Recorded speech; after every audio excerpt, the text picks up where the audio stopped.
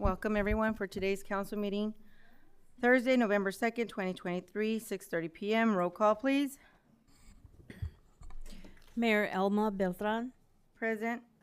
Mayor Pro Tem Sabrina Rodriguez, She'll be running a little late. Council Member Juanita Molina, Present. Council Member Diego Garza, Present. Council Member Kathy Solorio, Present. Treasurer Michelle Lopez. She's outside. Okay, please rise for the flag salute. Yeah. I pledge allegiance to the flag of the United States of America and to the republic for which it stands, one nation, under God, indivisible, with liberty and justice for all. Okay, thank you.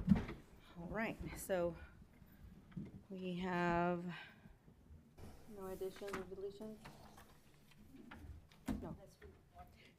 Just let them just do the presentation on. Okay, so we can go ahead and move on to, I think what we can do is move on to public comments first because the presentation for our auditor will take a little while, and we have somebody here that wants to present for us. His name is Jerry Stevens. If you'd like to approach our podium. Thank you. My name is Jerry Stevens. I'm the Director of Outside Plant for Unwired Broadband. And I'm very excited today to get to meet with the city, with all of you, with all the citizens. Unwired Broadband has identified your city as an underserved city, one that's in desperate need of a next generation advanced fiber optic, all buried fiber optic network. Unwired Broadband would like to invest $4 million in your city. We'd like to build about 200,000 feet of conduit and all the appropriate handholds and flower pots so that every single home has basically one fiber optic cable for every home. We'd also like to make sure that every business has 2 fiber optic cables. The reason is advanced services require multiple fibers. And we'd like to make sure that every apartment complex, MDU, has 1 fiber going to every single unit. From day one, our network will be capable of 5 gigabits over 5 gigabits. Typical plans will be about 250 megs over 250 megs, 500, 1,000, 5,000. And then the network that we're designing is also advanced enough that in the event that, like for example, let's say folks got some large business or factory or who knows what, it's capable of 25 gigs over 25 gigs just by switching out some of the equipment. Of course, Unwired Broadband we're an award-winning wireless company, and we're known for our fantastic customer service, our carrier-grade network, and actually our intention right now is we have 7 other cities that right now we're planning on building out, and your particular city, if this is approved, by you folks, of course, we're looking to break ground the 1st of January of 24 with an expected completion of the summer of 24. There's people online that are saying that they can't hear. Oh, is it green? The mic? Is the green light on? There you go. Thank you. Can you hear me now? I think. So basically the way the network design is we will place what's called a central office, and we're asking for the city's assistance in finding a piece of hopefully city real estate. We need a 20 by 20 spot. There we'll place what's called basically it's an OLT, and we'll have a backup power supply, possibly like a Generac, et cetera.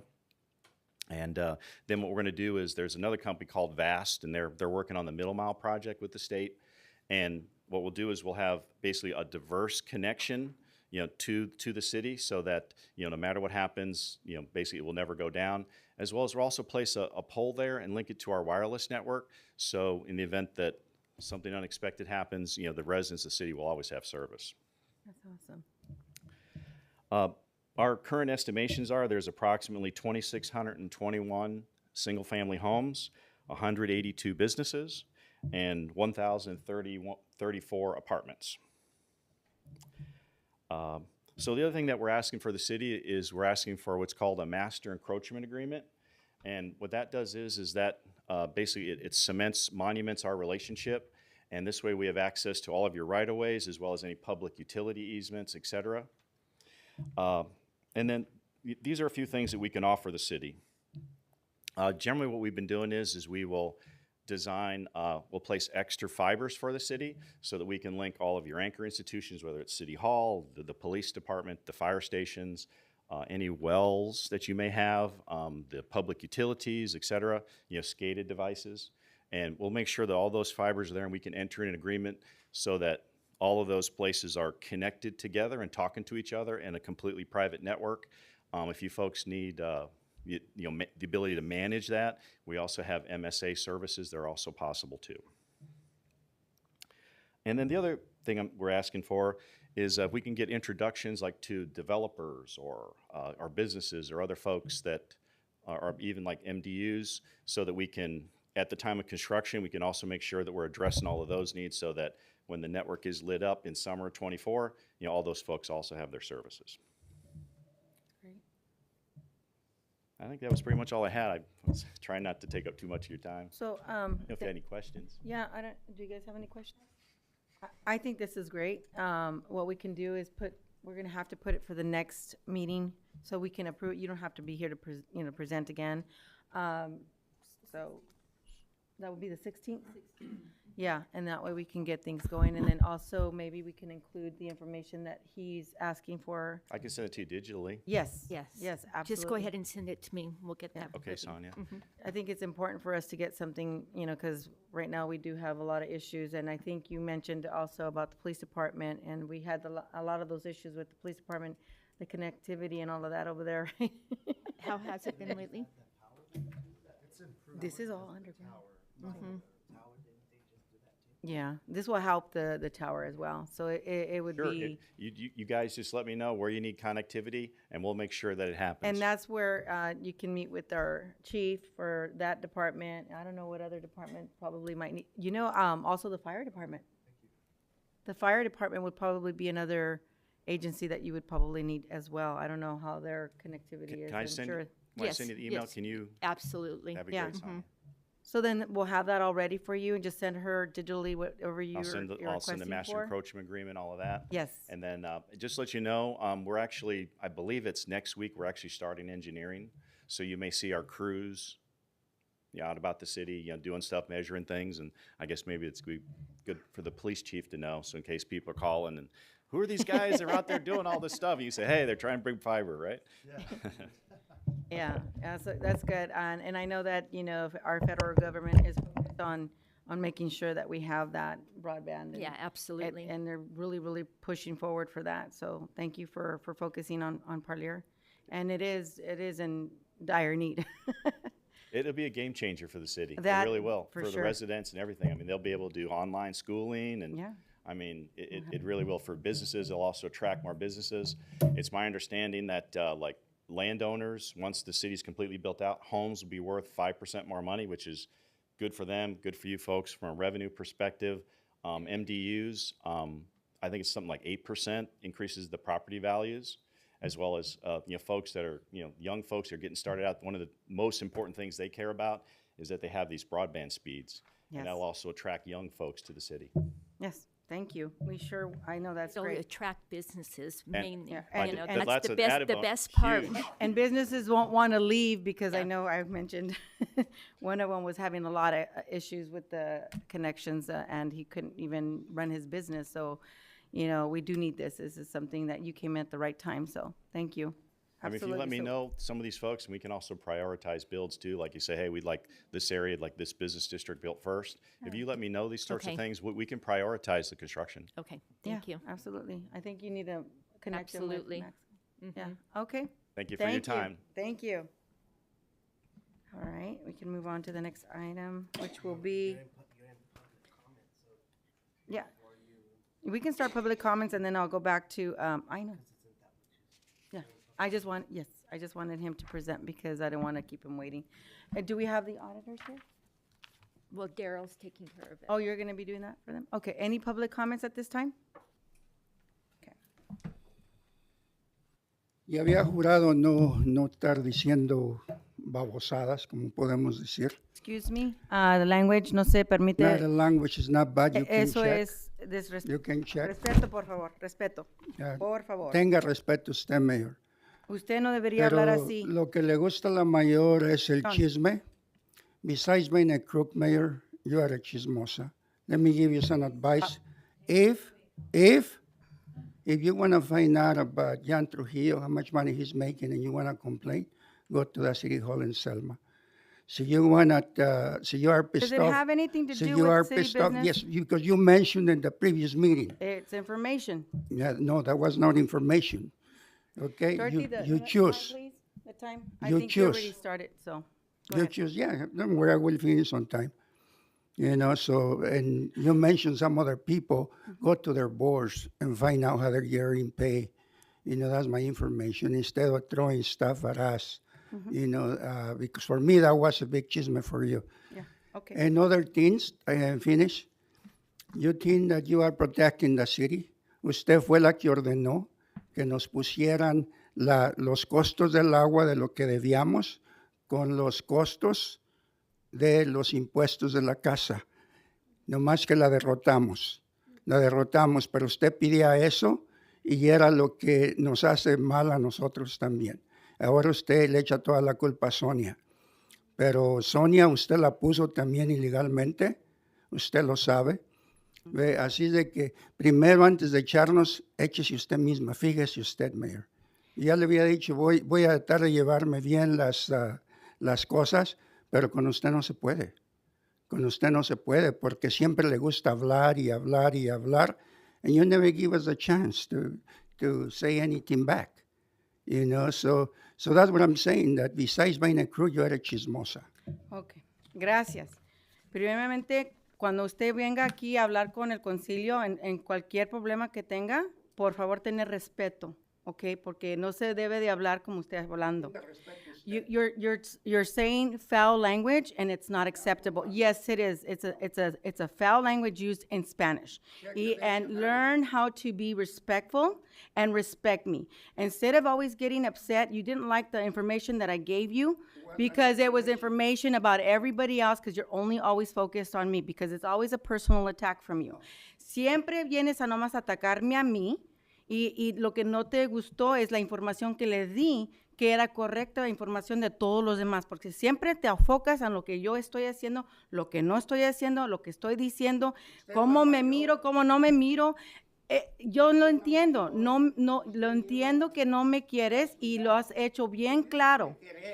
No, ya los he dicho muchas veces y la cosa que tienes que hacer es que venir aquí a hablar sobre cosas de la ciudad, no nomás venir a atacarme a mí, porque lo que está pasando es que te enfocas simplemente a atacarme a mí. If you're going to come here, you can come on concerns about the city instead of attacking me and personally. And what I say or what I don't say or how I look and how I don't look all the time. So and be respectful. When you want to address the council or myself, you need to stop talking when I'm talking, okay? You spoke up there. You spoke up there, Mr. Humberto, and this is what you do. You do this every time to make it a charade in here, and that is, you don't be saying that word either. Again, disrespectful. No me digas que me calle no voy a decirlo así como lo dijiste, pero así lo estás diciendo, muy respeto, con respeto. ¿Cómo te criaron? Stop. Chief, if he cannot be in here with respect, he needs to be escorted out. Esto es con lo que tengo que siempre, cada junta es lo que pasa. Cada vez, venir aquí a nomás atacarme en mi personalidad siempre. Nunca viene a asuntos de la ciudad, nomás viene a atacarme siempre. Es lo que tengo que tener, siempre de tener que a una persona así, que nunca viene con cosas que le afecta a él, nomás para venir a atacarme y insultarme. Eso es lo que hace ese señor. So now that he's done, do we have anybody else that wants to speak on any public comments? Okay. Señor, sí, usted quería, no, he has a question for us. Pásale para hablar sobre el problema que tenía que me avisó, por favor. Sí, ya, I know, con lo que pasó ahorita, no, yo sé. En español está bien, ya ve que aquí vamos a entender y lo voy a hablar en inglés y en español para que todos entiendan. Le preguntan a En la. Ok, nomás lo que usted estaba preguntando sobre lo que pasó con su bill, ¿verdad? La última junta, varias semanas, vino usted y habló sobre el caso de su bill y que lo dejaron los renteros con un balance grande y nunca lo notificaron porque tenía el bill nombre de usted y el rentero, ¿correcto? No, bueno, pues lo que pasó es que lo que pasó ahí,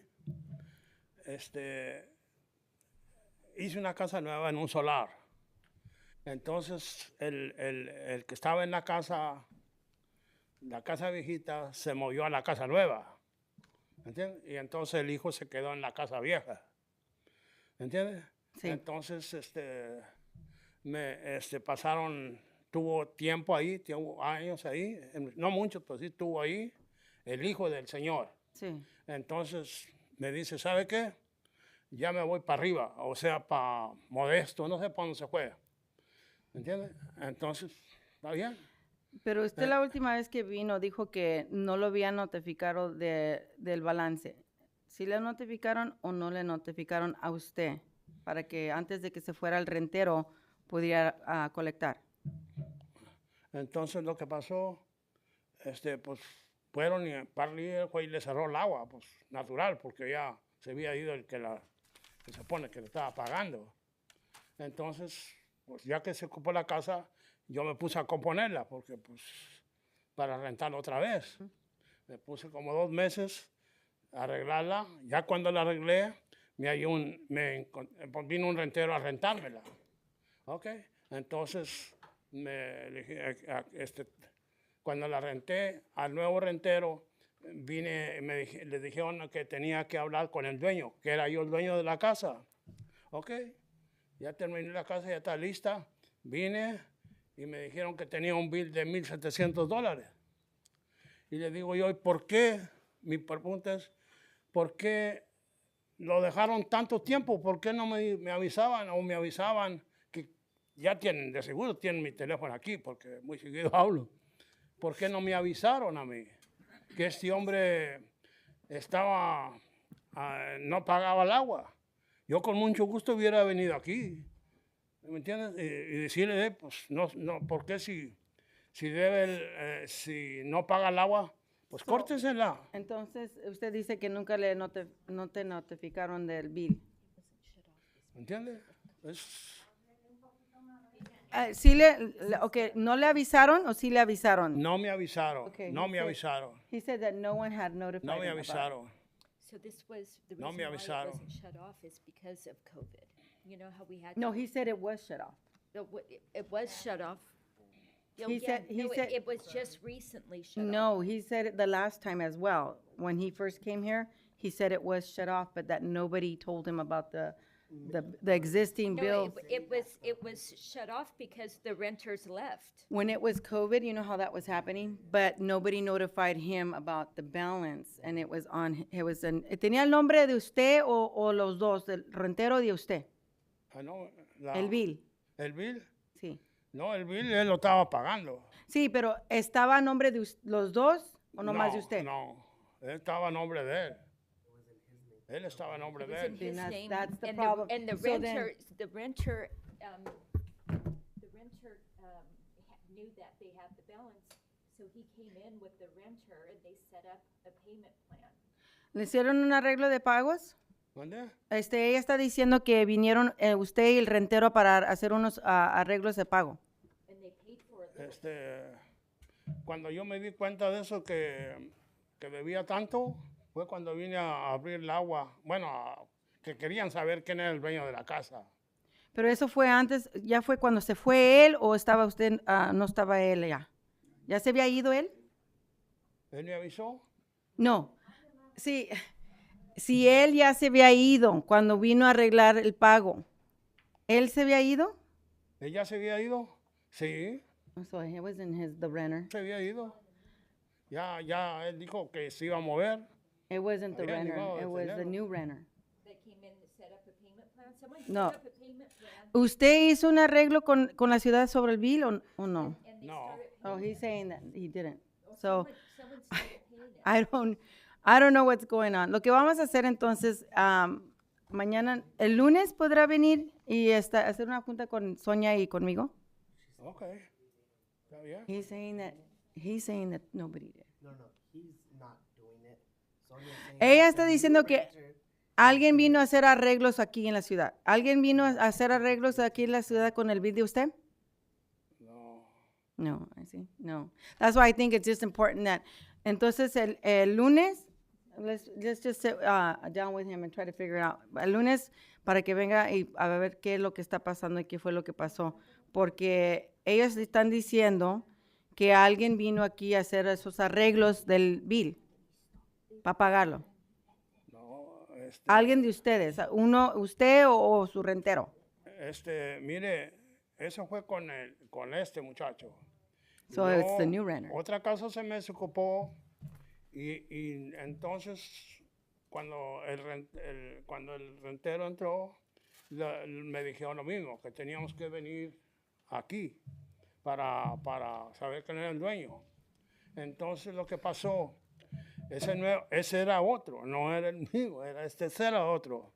Entonces agarraron en el nombre de mi esposa para mandarle el bill del nuevo rentero, del agua. Entonces se lo pusieron a nombre de mi esposa. El bill, mandándose la edición del nuevo de otro rentero. Entonces el rentero pues no sabía no conocía ni a mi esposa, ¿cómo iba a venir a pagar si no la conocía? Y se pasó el tiempo y yo le dije a él, ¿sabes qué? Tú tienes que venir aquí a Parlier a poner tu a que te registres aquí que tú vas a pagar el agua. ¿Me entiendes? Sí. Entonces, dice, sí, ya fui. Y le preguntaba varias veces, sí, ya fui. Porque hay renteros que son muy sinceros, pero también hay muchos chuecos. Hay que ver eso también. ¿Y cuándo fue eso cuando vino él? ¿En qué mes fue? ¿Este año? ¿Mandé? ¿Fue en este año? Ese que le estoy platicando, Sí. que estoy ahorita, ¿Fue en este año? ¿Eh? ¿Sí? Sí. Yeah, okay. It Entonces, happened this year, this whole deal. Entonces, el único modo que vamos a poder ver qué fue lo que pasó es si vienen el lunes y Sonia y yo estaremos ahí hablando con ustedes a ver qué fue lo que pasó. Ajá. So, Pero ha tenido bastantes problemas así, ¿no? De que, como ya le digo, le mandaban el bill de aquí de Parlier, se lo mandaban a mi esposa. sí. Él no lo pagaba porque ni sabía quién era mi esposa, no sabía ni quién era del bill. Sí. ¿Me entiendes? Entonces estuvo pasando así, ¿no? Yeah, but he said it happened this year and they didn't change it, I guess. No, he had a new renter, that's what he's saying. You, Bertha, Sonia, Yeah, oh yeah. El lunes, podrá venir en what time is it? 2? I don't have it, no. Yeah, that's good. Okay, let me see, hold on, I think I have something scheduled on. Yeah, a las 2. ¿Dónde? ¿A las 2 podrá venir el lunes? ¿El lunes puede venir aquí a la ciudad a las 2? Sí, cómo no, Ok. cuando gusten. Sí, así hablamos sobre qué es lo que Pues, pasó. ojalá y se arregle todo esto porque es un enredo. Sí, Es como le digo, hay renteros sinceros, pero hay unos renteros que le echan una mentira. yeah. Ya le digo, amigo, rentero, yo le decía, ¿ya fuiste aquí a Parlier? Sí, ya fui, y nunca vino. No, está bien. Entonces el lunes sí, a las 2, ¿ok? Yo por mí, si cuando un rentero no paga el agua, córtensela. Así yo lo hago con las rentas. Si un rentero no me paga, pues yo tengo que vivir. ¿Entiendes? Yo también quiero Yeah, but you vivir. said it happened this year. No, but the bill was from COVID. That's why it was Yeah, but the whole thing, the mess happened this year. turned them off this year. And he said that they didn't notify him either. I know he said that. Entonces, el lunes, ¿ok? El lunes. Gracias, Ajá. Muchas gracias. Ajá. ¿Cómo se llama? Carlos Leal. Ajá, Lial. Ok, ajá, sí, no, de nada. Adiós, buenas noches. Okay, go ahead. Yeah, I think he wanted to say a few words.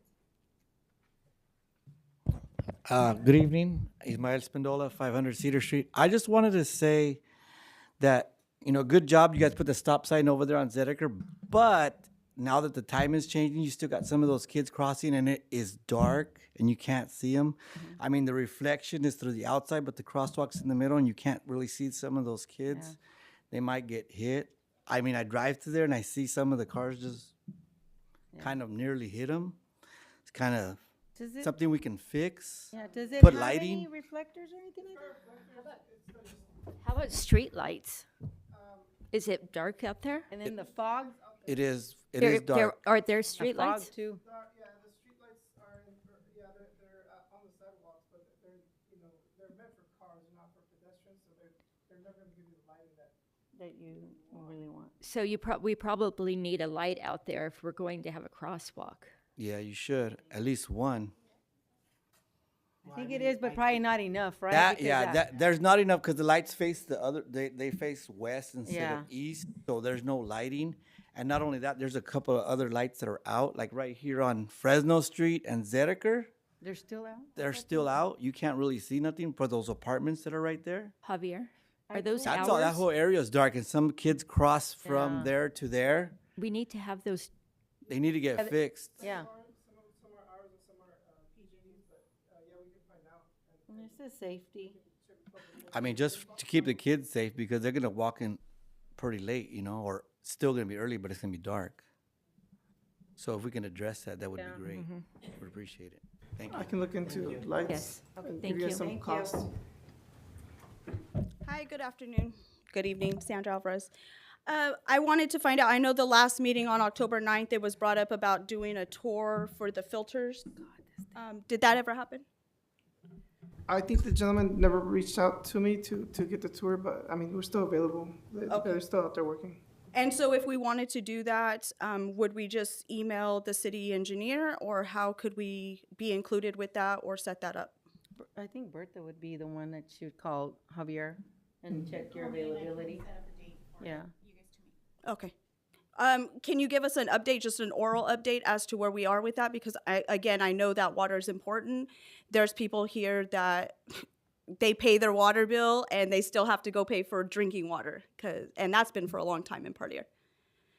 Are you guys okay with that? Just a Yes. quick update. Okay. Yes. Yeah, they're in construction. They're in well 5, well 8. I mean well 9, well 5A, and I believe well 6. So they just demoed all the areas where they're going to pour the concrete. They already shut off one of the control panels because in order to upgrade our system, we also have to upgrade all of our electrical systems and controls. So they communicate to PG&E. They come out and cut off the power and then replace so they've just recently cut off the power for one of the wells. That's not active anyways. We're coordinating a meeting a shut off for November 11th, where we're gonna turn off one of our running wells, so that they could upgrade the electrical panels. So it's a lot of, the deadline hasn't changed. It's still in September of next year. That's when they have the completion date. It's a huge project, so it's just a lot of work that's happening. They have 2 crews going at the same time, so it's quite a bit. Okay, perfect. I'll go ahead and follow through. Thank you. Okay. Is there anybody else? Okay, hearing none, we can move on to the next item, which is our presentation, audit. And who's going to be presenting our audit? Daryl? He's going to answer questions. We had our audit presented, but he's here to answer questions and So it's discuss just- Okay, the finances. okay, because you have Ryan Jolly on here, that's why I was wondering. Correct. Good evening, Mayor and council members. My name is Daryl Smith. I'm one of the CPAs with the Ryan Jolly CPA firm. And the audit that you have mentioned on the agenda was completed and presented a while ago. I'm not prepared to comment on that because I didn't work on it. But I am here temporarily, part-time, working for the city in the function and in the absence of a finance director. So my main focus has been on the year end for June of '23. And in that respect, I could, there's going to be an audit for that. I could answer questions you have, perhaps not specifically with numbers, but in generality of where we're going and what we're doing, working with the staff to, as you would say, close out the books for June 30, their fiscal year end, working particularly on grants to make sure we have the proper reporting and reimbursement requests to get the money back into the city. Also, we're focused on finishing up a TDA audit from June of 21 that is still outstanding because of some problems with the prior people who didn't get it done. And we're looking forward to the upcoming daycare audit, which is supposedly going to be completed by December 15th. We have everything prepared for that. That's a separate auditor, Jerabu Nelson, and I don't know exactly his schedule when he's coming, but we're ready for him with the records, so that's a good thing. Other than that, I just would like to say thank you for giving me the opportunity to work in this capacity with you and with your staff. They're a pleasure to work with. They're dedicated and moving along pretty rapidly. Would look forward to having the financial audit completed quite a bit sooner than it was here lately, which was late August and early September.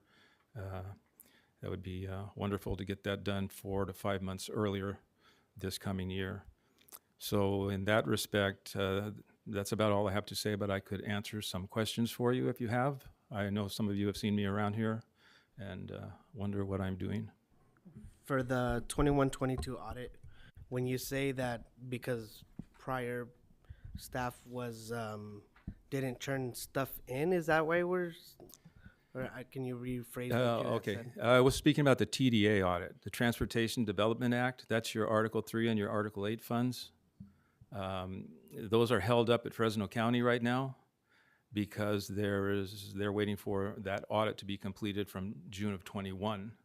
So we have reached out to Anthony Gonzalez at the Price Page CPAs in Clovis that are working on that audit. We've delivered them materials, and so we're waiting for them to basically wrap it up, get back to us with additional questions they might have, and supply them with the information they need.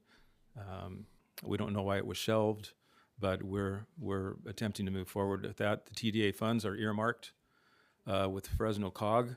Up to $700,000. Be nice to have that money in your bank. I mean, you do have a war chest of TDA funds and Measure C funds for streets, and so that's good for the moment. But you do want to free up the money and get it in your hands. I have a question. Yes. So we're talking about audit year 21 and 22, correct? That's the audit that was just the audit that was just completed for you. Yeah. Yes. Right. For 21 and 22. I know we've had issues with it on the audit report for the findings, which it says insignificant deficit identified, and we had some in the financial statement, and we also had some at the federal awards. Can you give us a little bit more of what are we looking at? Okay, once again, I did not do the audit. Those were other team members for us, but I'm familiar with that grant. Those were COVID-related business loans that it looked to the auditor like it was, the loan was given based on improper qualification. It was supposed to be for, they would have to answer that question for you, your auditors. So who are we supposed to be asking these questions to, So- Daryl? We can ask. I can answer that question. Okay. So, The auditor? no, I can answer the question as to what they saw. Okay. And so Go when ahead. the information that was turned in, that from the one who we gave the loan to, she turned in information to change her loan to be a grant and to clear it. And part of the information she turned in was for employment she used herself, and that was not allowed. And so she didn't reach the employment threshold. And there is other, also, if you recall, Sonia, you were supposed to update the guidelines, and that never got changed. So the guidelines that were for that grant were supposed to be updated because we were supposed to approve the change of guidelines. That was never presented to the council. That was. No, it wasn't. It was, but it was inaccurate still, and you were supposed to bring it back. I wish Sabrina would be here so we could have talked about that, but it's fine. I mean, it's water under the Well, bridge now, so. It can't be water under the bridge. We're still having problems with it. It's water under the bridge because it's already done. It's already a deficit. It's already, It's- it's not gonna get reimbursed. Well, it's a loan. It's a loan to a business owner. It's That getting looks like it's not reimbursed. qualified for Well, if it forgiveness. didn't qualify, how is it No, gonna get it- reimbursed? it's Sorry, qualified. Daryl. I know the question was for you, but I don't know. I mean, because you you're the wanted auditor. clarification. Yeah, I- but he's the auditor. and And I I know was- you're saying that, Janie, I was Oh, here last okay. year, okay? And I know it was presented to the council at that time. You were not here last year. So there's no way you would know that. That's why I she's recall- asking questions.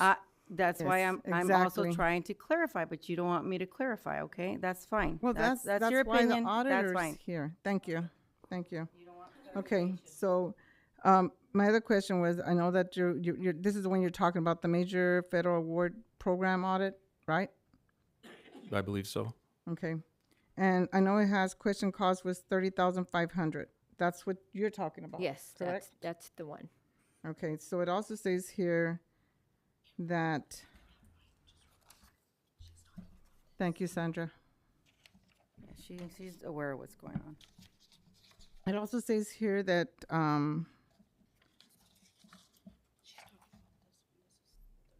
that the documentations were not being effectively maintained and archived by the city's personnel. So that's the ledgers, correct? When loans or grants are given out, everything has to be recorded. Documentations have to be there to back up how the money was spent, correct? Correct. Okay.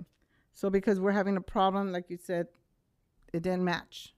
In other words, it didn't match. Well, let me That's- backtrack. Actually, I think that the business owner intimates that they have what's required to get the loan, and they need to report that to the city to receive forgiveness of the loan. Yes. Yes. So that's where the breakdown was. We didn't have the And you- So information it's not, for the I wouldn't say that's the forgiveness. city's responsibility until they are at the point of forgiving the loan. So now it's a loan on the books. And what's the time period on that? I do not know that. So If being, they have to report to the city? That would be on the guidelines. Yeah, okay. That would be something that's It's with the 1 year, guidelines. 1 year. so being 1 year, alone- okay, thank you. So being a loan on the city, if we do not get reimbursed, then the city needs to pay that back to the government, correct? I would have to look at the grant documents for What was that. that? If it's a loan or if it's a grant, or if it's a loan or an award that we gave out of the fundings for any kind of our grants, if the documentation is not there, if apparently there's a lot of deficiencies, there's a lack of documentations. I mean, and those are my big concerns. Then It's saying, it says right here, the city's accountants, it's in addition to demands of the closing of the city general ledgers. There was numerous and other financial statements, compliance and control environment matters to resolve that were inherited from accounting errors and decisions made in previous fiscal years. So we're going, to me, it's like, okay, there was already problems before. So now they just got worse. Would you stop, Correct? Kathy? They Stop just it. got worse. Also for the effect, You know it's her. for the, Janie, can you repeat that? I couldn't hear. Elmo was talking. okay, let me you. move on. Okay, and it also says inadequate finance department oversight over all aspects of the city's accounting, including the collection of cash, the development, internal control, this could result in misappropriation of assets, materials, accounting errors, reporting delays, and/or noncompliance with grant agreements. And I know we have a lot of that going on too with our grants. Yes. Can you explain the purpose of that? Was that a question or a statement? Yes, it was a question. Because I know you worked in it, and I know we talked when we first started with the audit, and I had questions about some of the fundings and where the fundings were and why were the fundings in different places that, I'm not saying anybody did it on purpose, but where they shouldn't be, because as I know you know, and half of us know, because it's been repeated many times, that you cannot move fundings from one account to another. And that's, well, no, you can't, especially if it's education. Especially if if it's coming from the education department or any kind of other grant, even if it's a CalVIP grant or was it the, Okay. I have it right here. I think the clarification, let me just clarify Can what I she's finish? trying. Can I because finish, please? You're Okay, am I on a Go ahead, and am then I I'll on a explain. timer? Go ahead, and then I'll I'm not on a explain. timer. I'll explain it Okay. to you Uh, after you're done. Go ahead. Okay.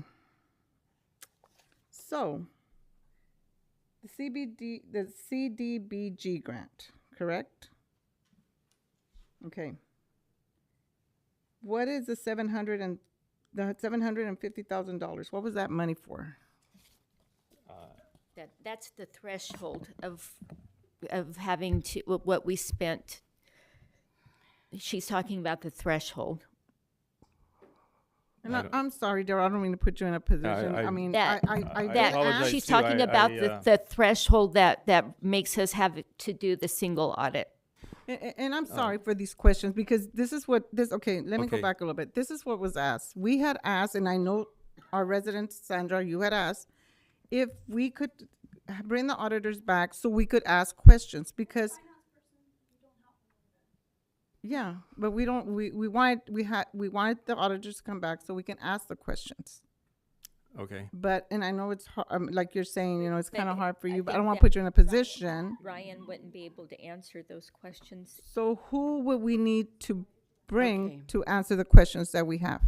That's my question. I think maybe you should put those questions in writing. Yeah, it was asked and never got done. Yeah, I mean, briefly, when you get federal grant money, the federal government wants to audit your use of that money. Mm-hmm. But the country's too big. There's too many cities. There's too many governments. There's too many special districts. They create this idea called a single audit, where they use your independent auditor on behalf of the federal government to audit those federal grant funds. They don't need that if it's under 750 of aggregate federal money. You're getting more than 750 of federal money, so you're getting what's called a single audit. Single audit means that your financial auditors are actually auditing on behalf of the federal government.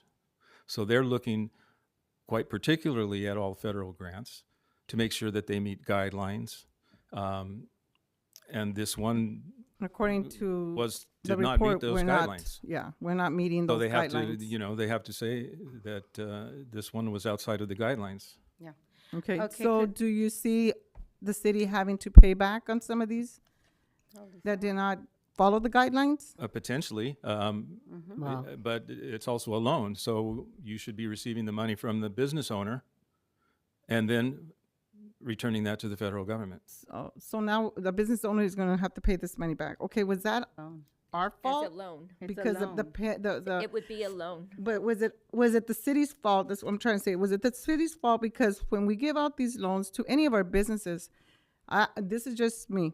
I feel that if you qualify for this loan or this grant or whatever it is, if you qualify it, being the city, we should be able to give you the right information, make sure that you fill out the right paperwork so this doesn't happen. Because if it was me, I would be really upset after I was told you do qualify for this money for your business, and now they're telling me I have to pay it back? Yeah. Oh, I would be really upset. Well, in the end, she did. So it's just going to be in the next audit. So But in this audit, what it shows is the information that she submitted wasn't enough to forgive her loan. So what we did is I sat down with her and we came up with other things that would qualify to forgive her loan. So, Okay.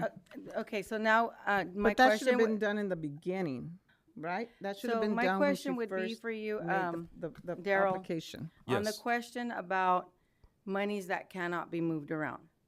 This is the lack of understanding, I think it's happening here, and I've said this before many times, that when you get a grant, you upfront the cost.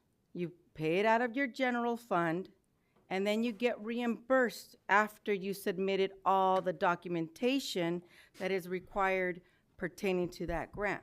So that's why their money is moved around, because there is no, you don't receive the grant money first and spend that money. It doesn't work that way. You spend the money from your general fund, then you get reimbursed for whatever you're supposed to do with that grant, provided that you give them the documentation that is required for that grant. So I just wanted to make that clarification, because that is like the COG funding, the funds, I do understand that there's a lot of the other cities that are having that problem as well in the county with the audits. And audits are done, are independent audits, and they come in here to audit us to make sure that we are following the rules of what we're supposed to do and the requirements, so that we don't, that's to be transparent and to make sure that the funds are being used for what they're supposed to be for. But what happened with that one particular loan, because it's a loan, it would only be a grant, like not a grant, but it would only be waived if they met the requirements. Otherwise, they would have to pay back the loan. That is why Yes. it's called a loan. It's not a grant. So if this person, this business owner, provided all the information necessary, then they don't pay it back. Exactly. But because there was some, I guess, miscommunication, I don't know what happened, but it's true. They should have had that correct information from the beginning. It did not happen, and this is why it's not, it's reflecting the way it's reflecting in our audit, because they did not bring in the proper documentation that is required. That is all. But it is a loan. So that person, and she's aware of it too. Yes, yes. That because it was told to her from the beginning, if you don't meet that requirement, you will pay this loan. It would become a loan and you pay it back. Exactly. Because it didn't meet the guidelines for the actual, I guess what you For would it to call be forgiven. Forgiven, there you go, that's the word. Correct. The business owner signed a loan agreement Exactly. with a principal and interest reduction schedule. Exactly. It was forgivable on proof that the money was used And for and they the had a appropriate list of things. Of that- requirements. Yes. appropriate requirements. And if the time period is still open for proving that, then the business owner can bring in The documentation. documentation, and that loan can be rescheduled, partially forgiven, and the loan can be readjusted, and then payments can start to be made. Yeah, I mean, I'm aware because that's what Sonia had explained, and then I remember that you had explained it to her. So those questions did come up. So, but the other thing is that I think, again, is the we don't get a check from when we get awarded a grant. It's not like we have a check that came in for, let's say it's 500,000. We don't receive a check for 500,000. We expend the money first and get reimbursed in the back end. And even then, and I know that this is the history that's happened with Parlier with the grants in the past, and I know you weren't here, so you really can't answer to that. But a lot of the times, if you spend the money and you don't meet the requirements that's required for you for the grant, then you would have to pay back what was given to you already, because you didn't meet the qualifications that was required for that grant. So even though it may show now that everything looks good, but once it's finalized with the state and they look at and review everything that was required, because the deadline, there's one that's a deadline on December 31st for the CalVIP.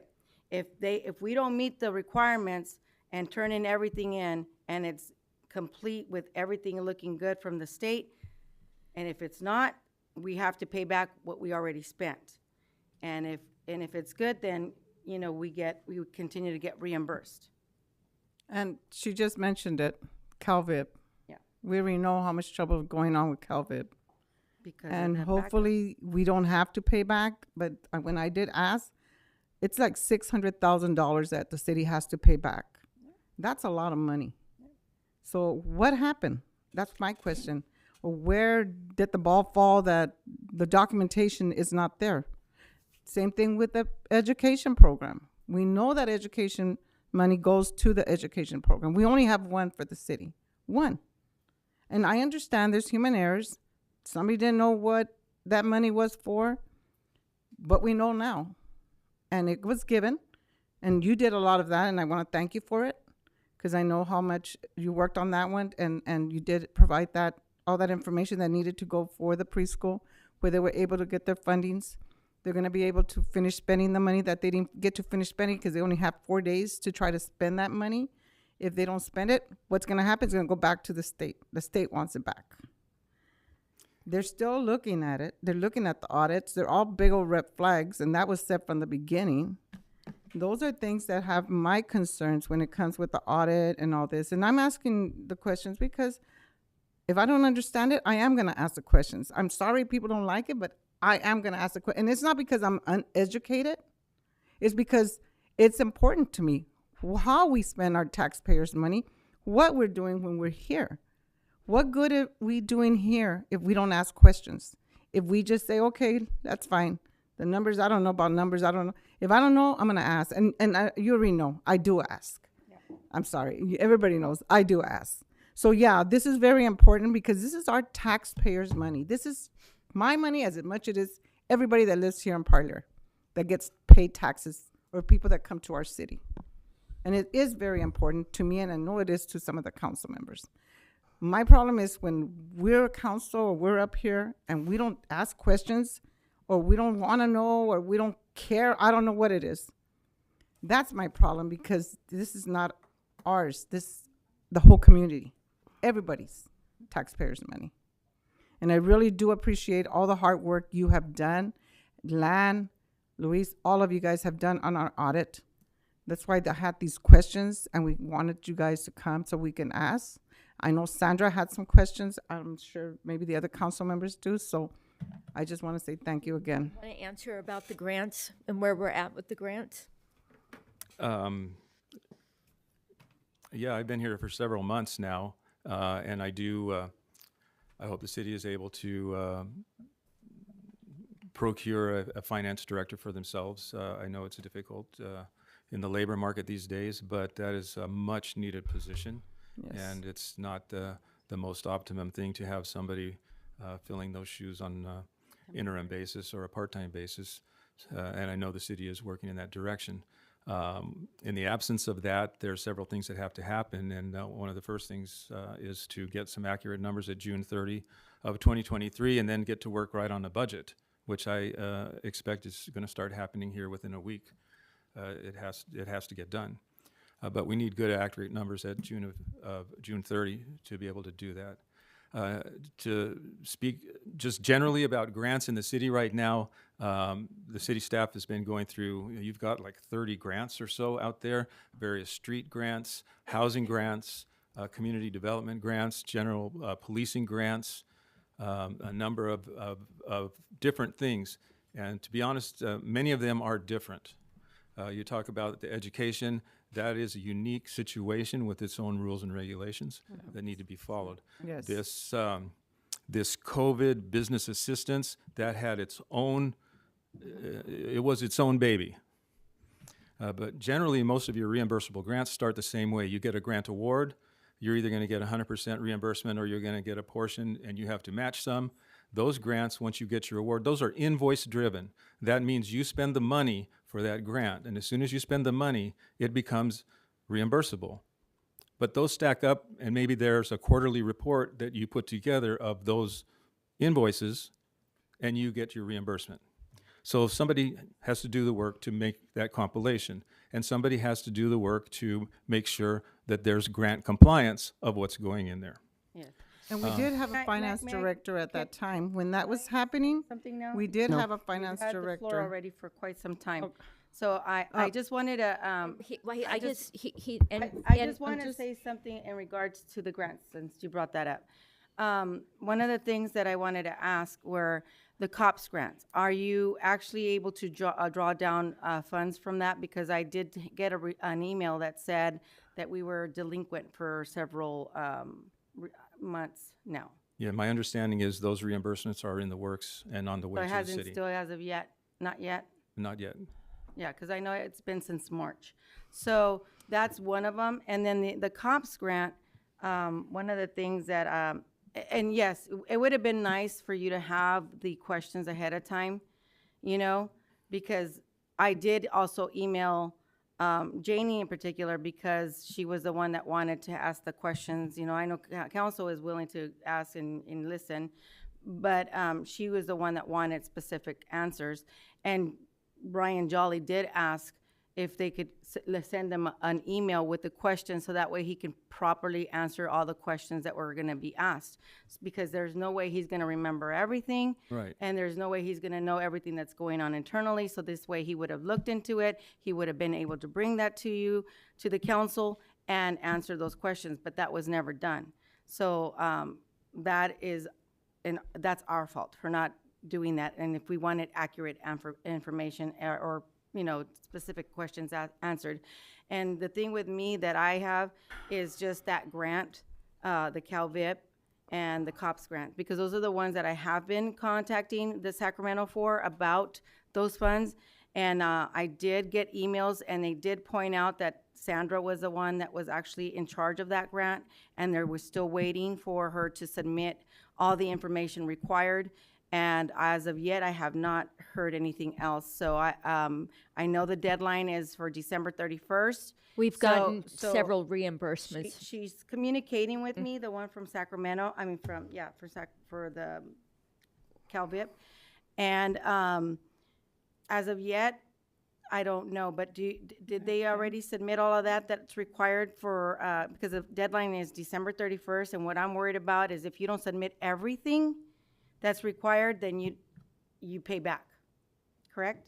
But No. how are you supposed to submit if you don't have, Well, that's how are you supposed to, because you're supposed to, wasn't those the certifications that weren't done? it's not certifications. the- It is if you're doing a specific program, like CalVIP was services for community, for the youth, for whatever domestic program that they had with the CalVIP, which is domestic violence intervention program. So if they are providing a service and you don't have the backup of what services was actually provided, that is what they're requiring. They're requiring for the backup of the service. That's what they're asking for. And I do know of one that did not provide any services and was supposed to be at the school. And when I got a phone call from the school asking about if we had services for the youth for violence, I said, well, aren't they already providing that service there? It's not from my understanding. So when I looked into that, that is when that person from that organization did not provide any services, and that's when we changed to CBS, because that person was paid almost $70,000 with no services. So that's what they need when they don't have that backup. Oh, yeah. That's what they're asking for, is that backup.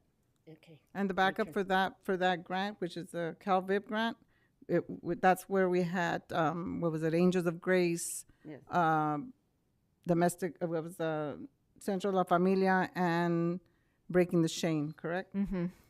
So, and we've been having trouble with to getting the backup for those. No, for that we've got grant. it all. You got it all? We've got it It's the all. one that I'm Okay. talking about, the one that was supposed to provide the services for the school, that never provide anything. No, we've got, No. they didn't even do anything for this. I have This the grant. email, Sonia. They didn't do anything in this grant. Oh, no, I'm not saying this grant, but the last one, for that one.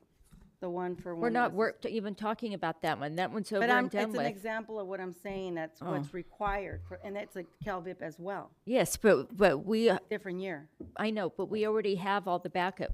There's Okay. there's 12 invoices, and we've already gotten up to 10. Oh, she can wait till Sonia finishes. Go ahead. I'm So sorry. there's 12 invoices that need to be done, and Eva's already done 10. Okay, as long as it gets done, because I know that's what's, Not mention the employees by name. Sorry. as- Yes. well, they're employees and they are responsible, and it's not something about whether it's being, it's part of the responsibility. If they don't like it, I'm sorry. But it needs to be corrected. If you're saying an employee's name and you're And giving it them a is- that's what- title, and I and you're am say- giving them a title, I if it's didn't not give 'em their a title. title, yes, you did. I said her name. I said that I received an email No, that that's not it what I mean. pointed out that she was responsible, okay? And I've shared that email before. So you guys just don't want to accept That is correct, Mayor. We should not be mentioning employees by name. Well, I'm repeating you. what the email said, and it has to But do you with can this audit. repeat that. You So, can repeat it, has just to to not say use with the audit. employee's So, name. I'm just repeating what the email said. That's all I'm saying. Go ahead. Yeah. Go ahead. I would like to apologize to the taxpayers, to the people on live stream in the audience here. Your money doesn't go just water under the bridge. We gotta find out what happened and where's your money. That's what I got to say. That's why we're here. The other thing, March, she keeps dwelling on March. It's the one filling the shoes for a while now. It should be done in March. This is an ongoing problem way before March in the past. And there was no complaints and there was nothing. That's another thing right there. Number 3, Daryl, if you can help us with this, why on a Thursday on our meeting, maybe you found it in the books, we were $3 million in debt. On Monday, guess what? We were $17K in debt. Where did that money come from? Where was the money moved from? Did you see anything there? Because it's on live stream. I don't know what you're referring to. What time period was that? And who was making those comments? No. It was brought up in our meeting by the finance director, and they were praising her, the prior one, that we were in debt $3 million. Said it in the news. Said it in the live stream. But by the following week on Monday, we were only $17K in debt. How did that happen? Where did the money come from? How did it get fixed? Beats Did me. we hit the lotto? I have no idea. You didn't run into none of that in your audit? So it was the audit that it was also done by Ryan Jolly. So if anything, if he. Okay, it was not an audit. Let It me was not just an say, audit. can I finish? Like the way you. I'm not done yet. It wasn't an audit. Audit? It was. The audit Excuse would've me. I'm pointed not out- done yet. I'm not done. No. I'm not done.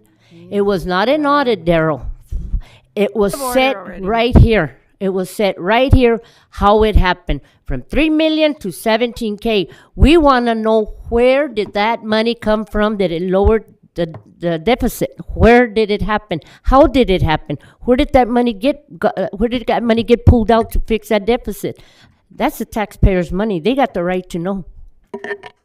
I'm sorry, I have no idea what deficit you owed to who, and There is none. such thing. That's the answer we're looking for. If anything, Maybe it it was- would have pointed it out on an audit that was completed. It wasn't an. I'm Go ahead, let her saying, finish. I'm saying that if there was any kind of suspicious activity that Miss Kathy over here is trying to allude to, it would have been spotted on by the auditors. Correct. There's no way someone's gonna do something. This is why I don't understand why, even with the fact that you didn't want to give them the direct questions because you want to blindside people, thinking like they're gonna actually lie up here and cover for people and lose their license for individuals. They're not going to do that.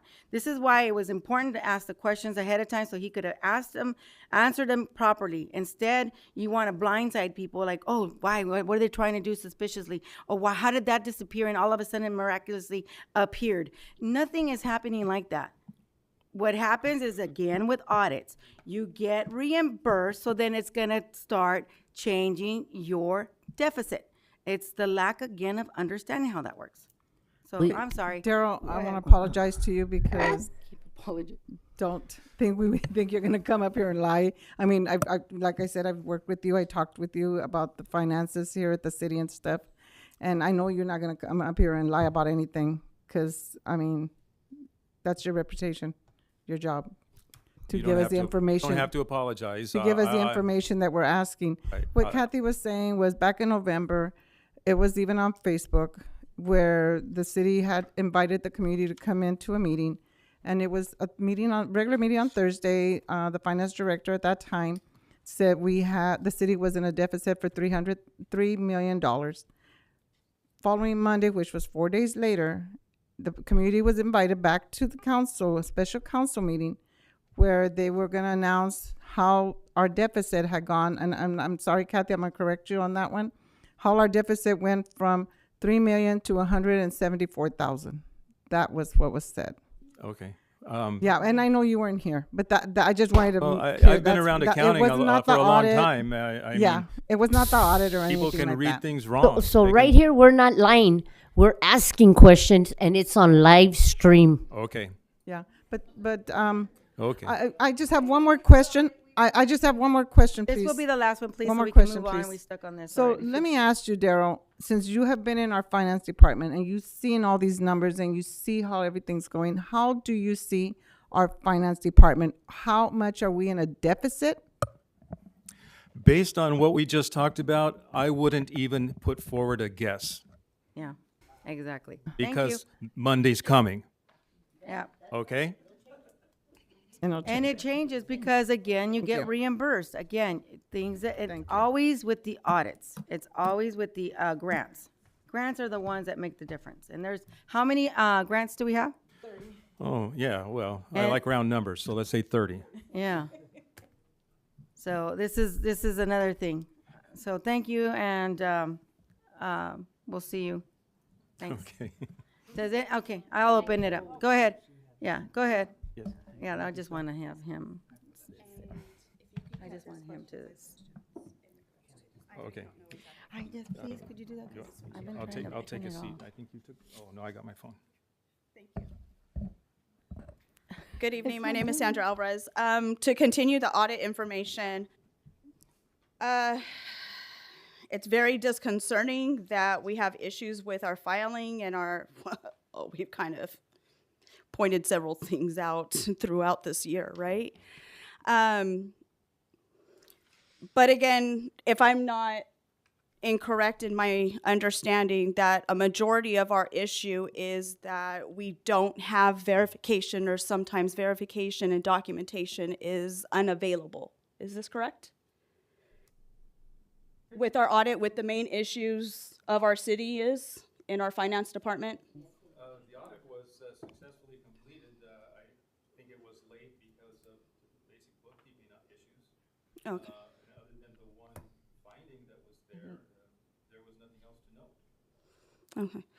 Well, because the reason why I'm asking is because there's several instances, as Janie mentioned, within the explanation and the report of the audit, continually stating that there was detection of noncompliance in regards to maintaining records, material was weak. So again, I'm just trying to get a clarification that, again, the internal controls of our finance department are weak. Our materials are kind of not necessarily non-existent, but they're just not able to be clearly identified. So I'm just trying to get clarification as to if this is our city's issue. And if it is, then at the end of the audit report, where it says material weakness, it clearly states that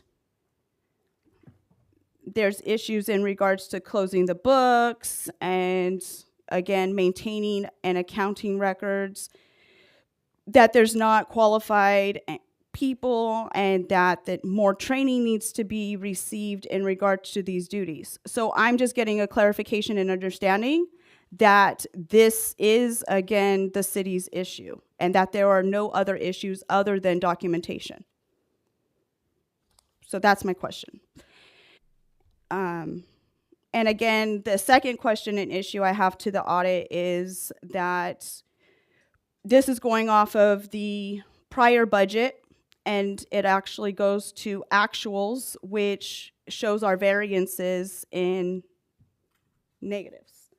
So I wanted to confirm that this would be clarified and verified once the budget that you stated would be started within the next week. Will we see more correct, accurate figures than what we're seeing versus the budget versus actual on page 48 of the audit? So if those are my comments, I'd like to see if I can get any clarification as to my understanding, whether or not it is correct and accurate, or if there's something that I'm not clearly understanding. And to please I clarify. know he didn't do the audit, but do you think you could answer if possible? Yes. Yes. Yes, please. Yes, please. And I'll leave you my packet. Some of it's highlighted. Okay, once again, I'm standing here acting as the friend of the council to, even though this is my company, to try to say what's going on with the finding. Findings are not good, they're bad, and they require a management response on what to do to fix those. And when you talk about, it's big language, but it's bookkeeping. So pay the money to get the good people and get the books done. That's true. That's not a lecture. That's the same statement that goes out to every small town in California. Yeah.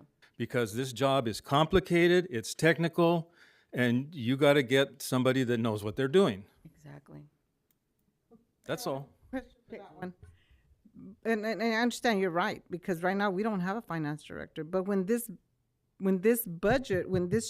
fiscal year, we had 8 people in that finance department, plus we had a finance director.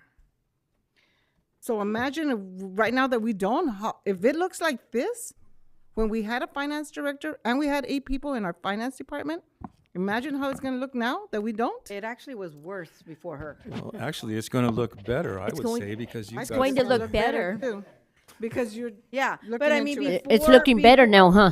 Before we had the Thank you. actual finance director there, we didn't have one.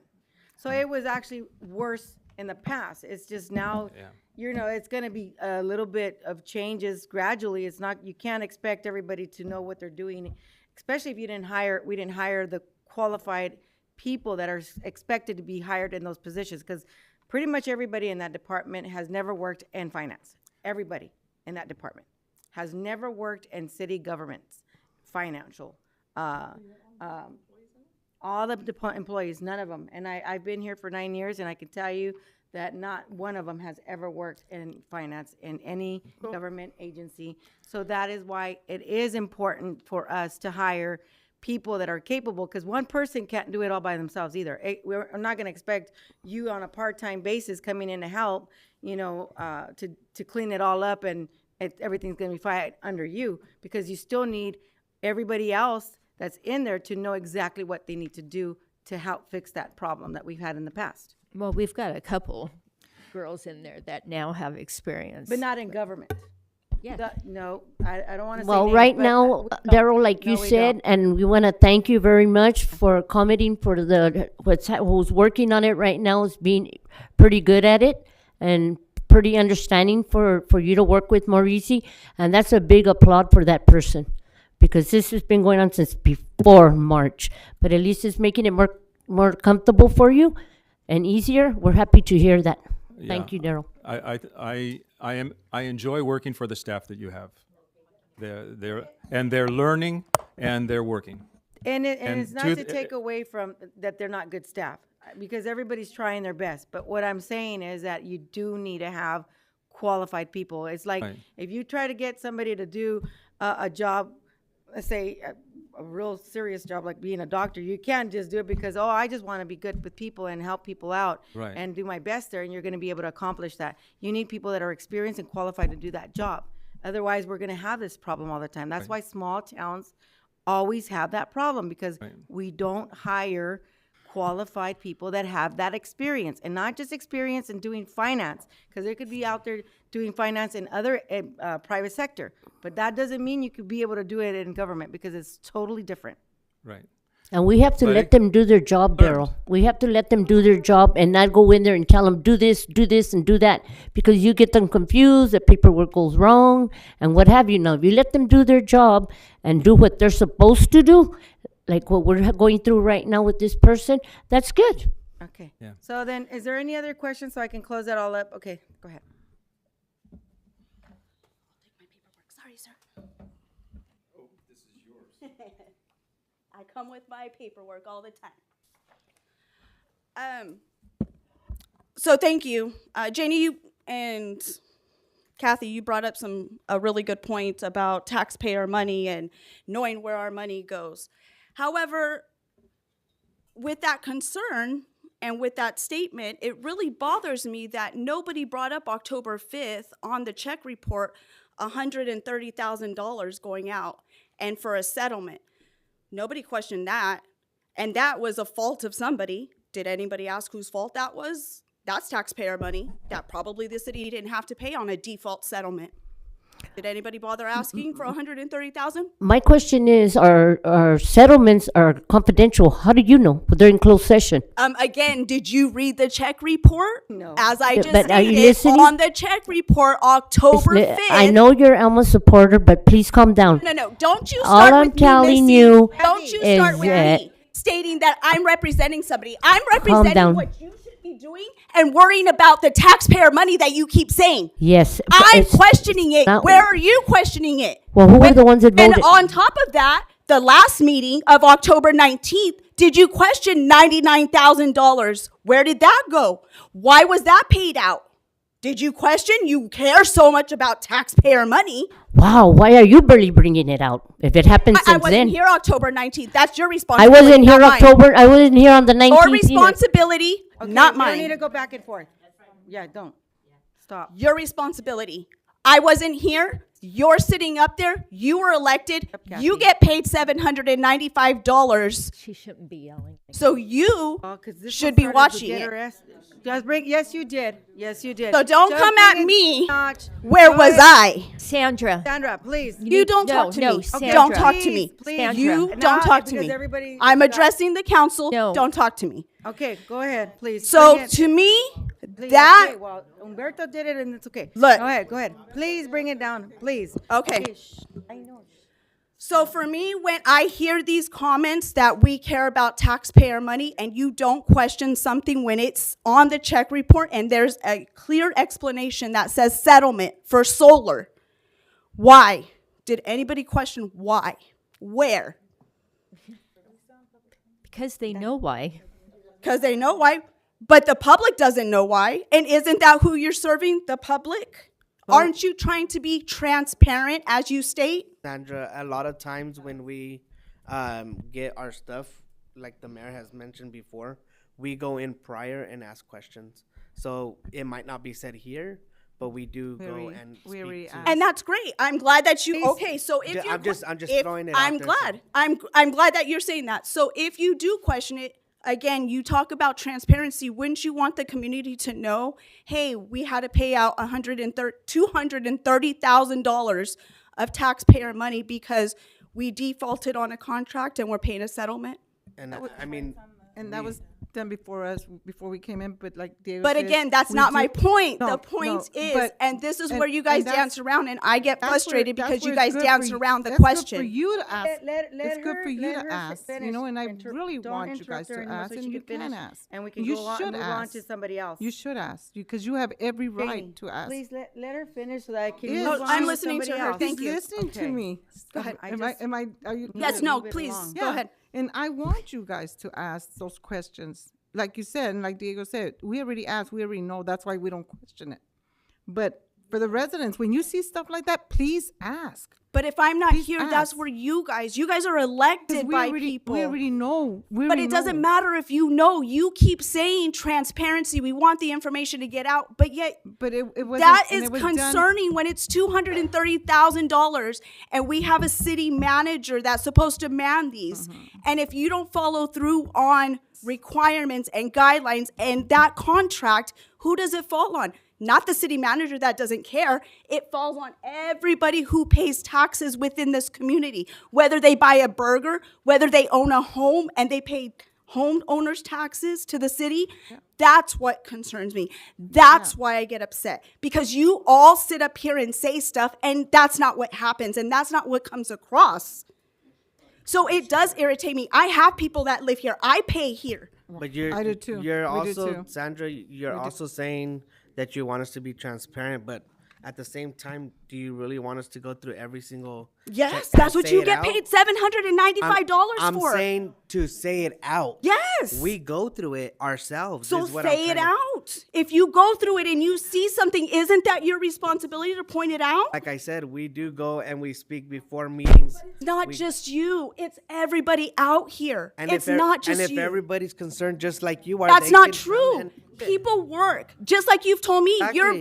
busy. You can't go to Neil, other meetings. Neil, can you please address her? Answer her. You know about that lawsuit. No, Ask that her. does that. Answer It would her. Trying be to Chief. say address that- That would Neil. be Don't do Chief, our not part. Neil. Neil's our city. I don't feel that you do. Okay. Represented us, You may right? feel that you do, but No, I no, don't feel you that you just do. said that we're not doing our No, part. you're not. When you get Okay. done. Again, that's my opinion and that's my feelings. That saying. no, you don't. You feel that Okay. that's Yeah, you your, that's don't. your opinion. Guys, Neil Where can are explain you? it. That's Do your you go to opinion. other meetings? That's your opinion. Do you go to other meetings That's your where to opinion, get ma'am. information and bring it back to our That's your community? opinion, Because ma'am. I do. And she's I'm entitled glad. to it. I'm saying. Neil. saying My that concerns she are can feel valid. Whatever way I she know. wants Let's to. just Okay. I'm let's- telling let's you, move Neil on. wants that's the- your Neil opinion. wants the What floor. I'm gonna say is, just Neil. a second, Neil.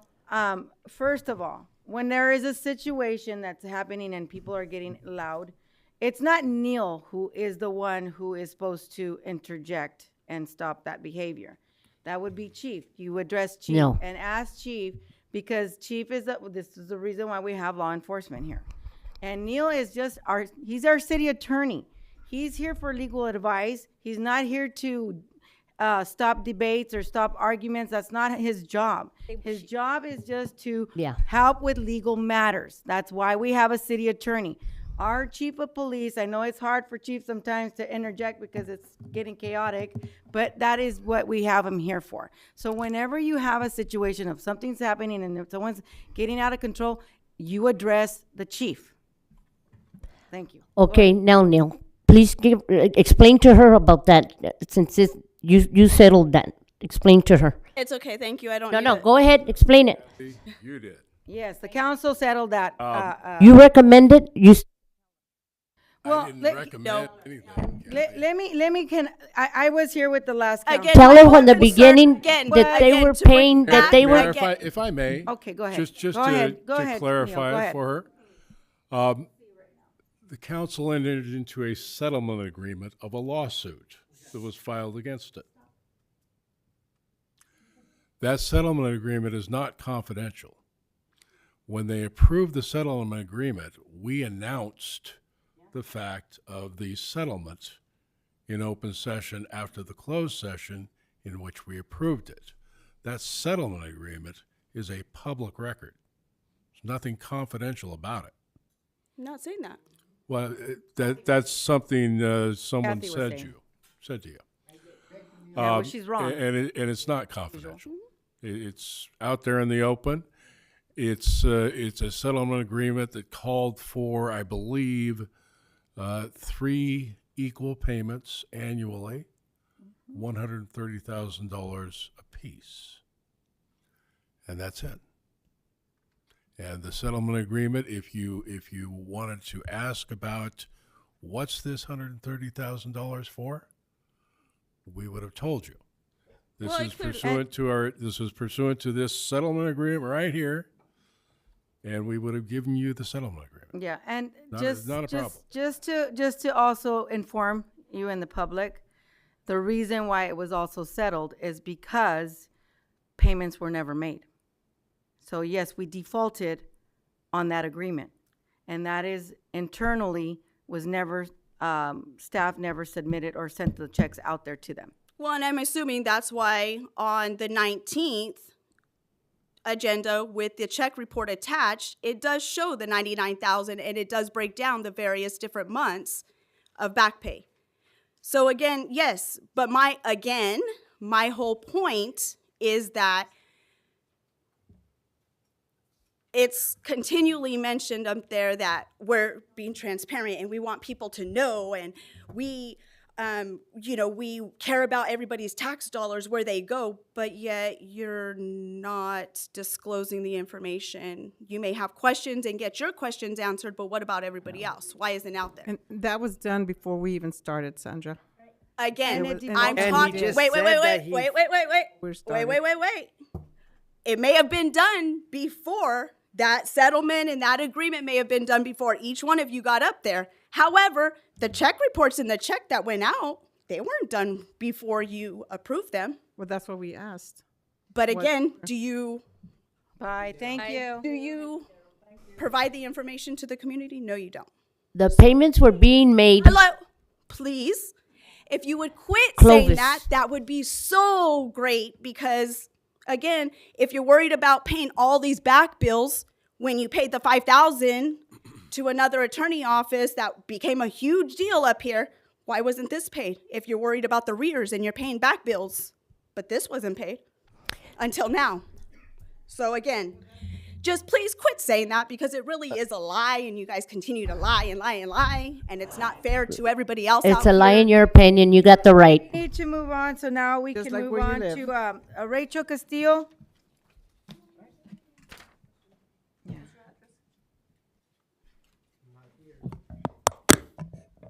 Good evening, council, People cannot go mayor, to other cities. staff. Something nice. Can take a break. You can see, right, I want to thank you all for inviting me tonight. Give you all an update on what recreation's up to. We're hoping to start basketball ASAP. Here we have a general flyer. There's some up there. Just a general information flyer. The second one has more in depth of what we're doing. What we want to do is have a development league, just teach fundamentals. And here we go. Our league emphasizes skill development, teamwork, good sportsmanship, respect, responsibility, and having fun. So with that, we created a code of conduct for the players, for the parents, and the coaches. I also need to create one for the referees. And we're going to hold them accountable, because this is all about the children, all about the youth, for a positive experience for them, at the same time learning the game so they can do what they will with it. And the last page is the registration. What was posted online was a rough draft. What we have here is the final draft. The last page you all have up there is the prices for the equipment. There's also a link on there if y'all want to see it, because these prices are based on November 1st, and they can change on a daily basis. So what we're also wanting to do is, like I said, get started as soon as possible, because December, we're wanting to do practices. Come January and February, have our games on Saturdays. So what we're wanting to do is the first Saturday of December, that's the second, I believe, is to invite all alumni and Parlierians who have played at a higher level than high school. Bring your talents, your skills you learned from other places, and bring it back home. Help the youth develop and teach them the game. It's pretty useless if y'all go out and learn something and you keep it to yourself. Who does that help? So we're hoping, I'm putting out a call. If y'all know someone who has played at a level above high school, my number's here, 559-607-3798. Please reach out to me. I've tried to reach out to the folks I'm aware of. I've been gone for a bit, so please tell a friend. Reach out to me. We're also looking for, other than the players that played above high school, alumni and Parlierians that have coached at a high school level. So I'm putting out a call. I'm asking y'all también, help me out. Help us out. Help your youth out. That's what we're about. Questions, comments, concerns? No, I'm glad that you're doing this, because I think it's, everybody's already always with football, soccer, all the time, but there's nothing else other than that, because not everybody plays football, not everybody plays soccer. So I'm glad that you're doing the basketball, because there's girls that like to play basketball Sure. too, and you're doing it Co-ed, yes. co-ed, Yes, right? yes. So that's good. I'm glad that you're doing this, Rachel. You know, you've been a big help in sports and activities for the kids. I think it was a really good thing that they brought you on board. So thank you for being Thank here you. and Thank you. working on the kids. I know it's something that you've always loved to do, because I remember that you and your sister, I can never tell you guys apart, but yeah, but always playing ball and always in the sports. So I think that it's people like you that are really involved with sports are the best coaches for the kids. And that's what we're trying to do, is fill in the gaps. Football just finished. Soccer, I learned, has about 2 or 3 more weeks. So we're starting this in December. Registration goes through November 30th. I believe that's a Thursday. And what I'm working on next summer and forevermore is softball through the Junior Giants. As a Dodger fan, that was difficult, but it's not about me. It's about Yeah. the youth and the children. The other thing So- I would recommend, maybe you could do, because I know that my daughter used to, years ago they used to have it was the volleyball. Yes, I think that would be good for the girls, because there isn't, I don't think we've had it since a very long time. I So- thought about that, but I don't like to run things unplanned. So yes, we will next fall, maybe summer, wherever it fits in our calendar. Like I said, softball will start just as T-ball's ending and Cal Ripken's ending, and it's like I said, what we're creating here is just development league. They will find their competitive games when they get to school, and or travel ball if they choose to participate in travel ball. So that's what we're working on. And also when I got this gig, I drove around and I saw what we needed for the youth, and I noticed the basketball courts across the Veterans Park needed lights. So I got Sonia suggested I work with Public Works, and they are working with that. They are working on those lights. So good. Yeah, so we can. Yeah, I also want to say thank you as well, because there is a big gap from football and soccer, and then Cal Ripken doesn't start till May, April, May. So that is a good point of when you're starting it and doing it. So I really appreciate you. Thank you. Before I go, we're using the color scheme of the city. Okay, good. Orange, green, yellow. Yeah, that's the color scheme we're going with. Here's a sample of the jersey. I'm wanting to do reversible jerseys for them, so it's easier when we're playing the games. Well, Yeah. I was hoping to get a green and yellow, but I got a green and white. For now, it's just a sample. Parlier youth basketball. Nice. Y'all see that? All right. But That's it's awesome. it's a sample. It's a sample. We'll get it done right if the monies allow. It's all about the monies. Anything else? Yep. Thank you, Rachel. I also want to thank you because if you went out there, I'm pretty sure the 4 nets are up there, right, Javier? Because I had requested for the 4 nets, Out at the 4 the rims to be outdoor? up there. Yeah, they're up there? Okay, good. I requested that. Very good. Thank you. And I chatted with the youth out there. I asked them, well, how would y'all feel once we get the lights up? And they're loving it. They're loving it. Last night, I chatted with the soccer mom, let her know what we're up to. Once again, excited for this program and for her girls' softball, because not everyone likes to play baseball. Yeah. Sure, her younger ones are in T-ball, but Yeah. Okay. Thank you for doing this. I will be out there to help. Thank you. And I did get another coach to appreciate that. contact. There are a few other people that I've reached out to, so Great. I'm waiting for them. But yeah, this is something that was needed. The volleyball does sound like a good idea because Yes. again, your past program through the school runs a certain time frame. Right. So yeah, you just kind of fill in that gap where they're not doing anything. Right. And this is something I think I talked to Sonia about too, is getting the kids involved and just to stay active throughout the year. Correct. Pickleball might be one you might start because that's getting pretty popular. Yeah. So maybe that's something for the summer. In between somewhere. I don't know how to play that, but I'm sure you figure it out. I but, have learned it's a little Just- annoying. We're gonna just. I've click. heard it's a little annoying. Yeah, Yes. we're gonna keep sports Yeah. going and Even badminton, we used to play badminton in high school. But yeah, that's something. Yeah, we'll would have be access nice. to the gym during the week, hopefully after we're done with this here. And yeah, Yeah. if we don't give the youth something to do, they will find something to do. yes. Y'all are aware of Right. that. Thank you. I just like Thank to, you. I just like to add So- real quick that Rachel is very proactive. She came to me and we spoke about this, and I said, "Well, go ahead, start it, bring it to me. Let's figure out what we need to do." And she did all of this on her own and came back and said, "This is what we have." And so we presented it to Sonia, and now it's presented to you guys. Okay. Yeah. I want to thank you to Rachel, and hopefully we can continue to build it bigger, the recreation, and keep bringing all these activities to the children. I've seen you at your work. I've seen how you do with the kids. You do a really great job, and I just want to really give you a big thank you for everything, all your hard work.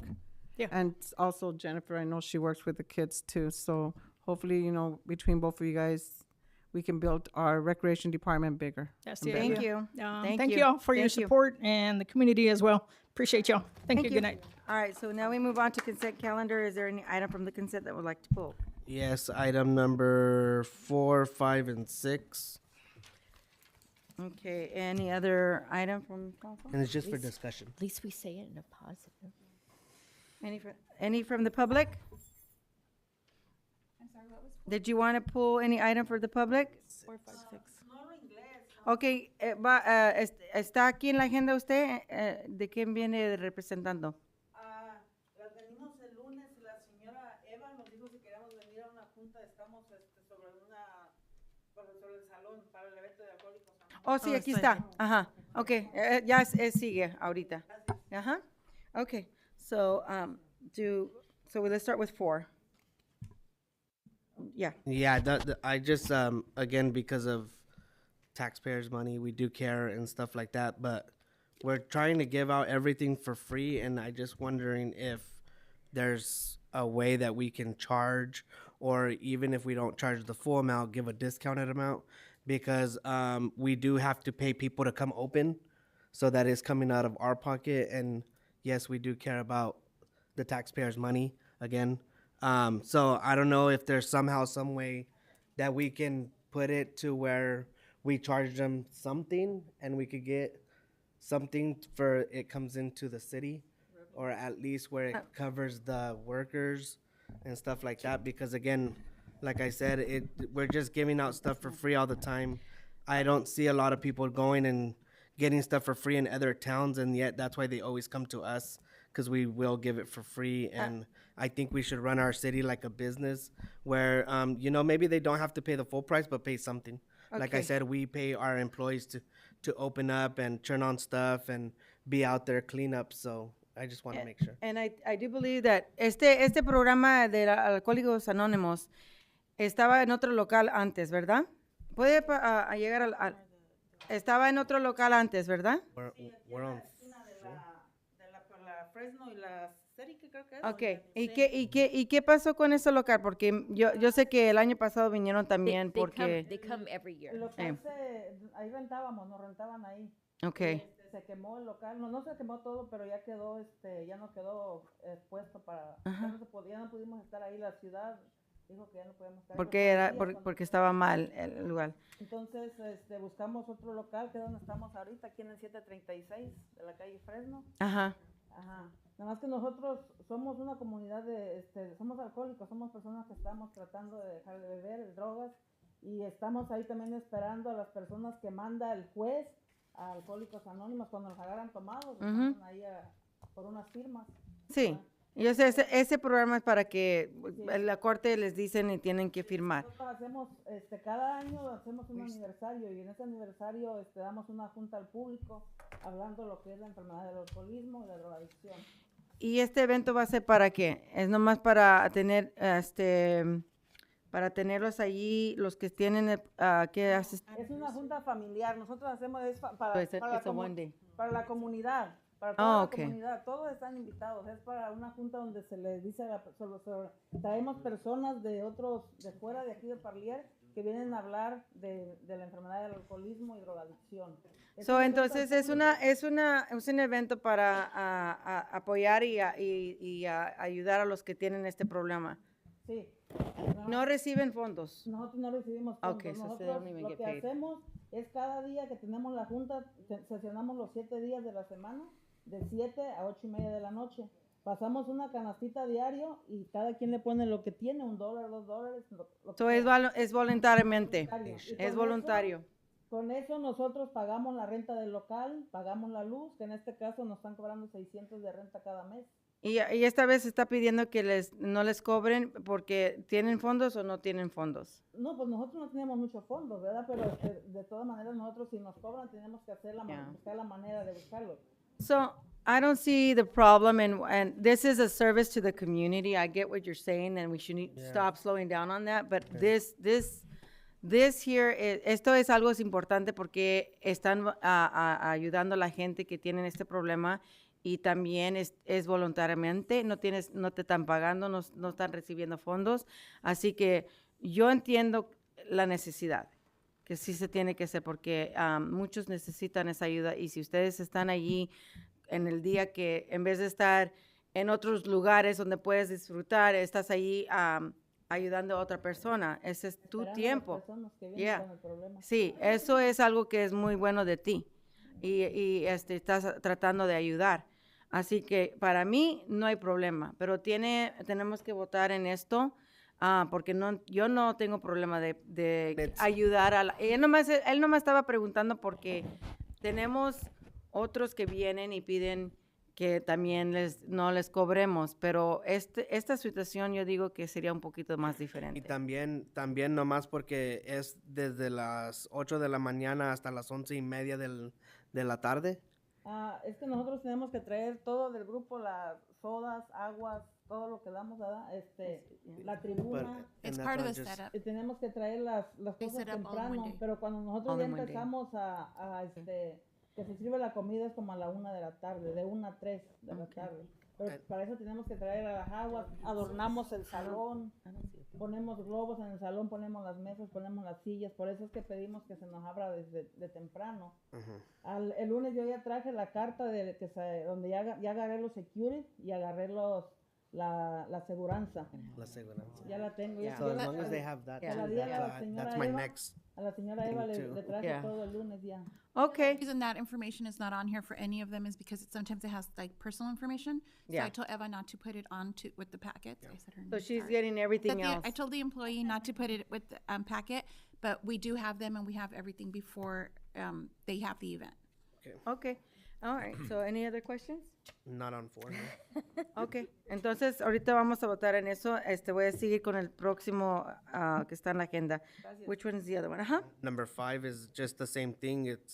It's to approve of the use of Earl Ruth Park and waive all fees for a Apostolic Church to host a religious event on November 11th and 10th.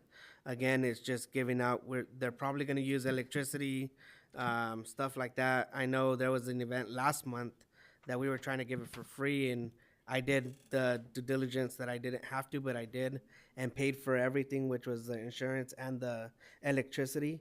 And I'm just saying, again, we shouldn't be giving it for free. We should be charging, whether it's not the full amount or at least a discounted amount. The park, I don't even think it's like, what, $35? But it's the electricity. I don't think we've ever charged anybody. That's what I paid for the last month for the fundraiser. Because you requested to just go ahead and charge them, but we don't even charge for all the other events that we do have.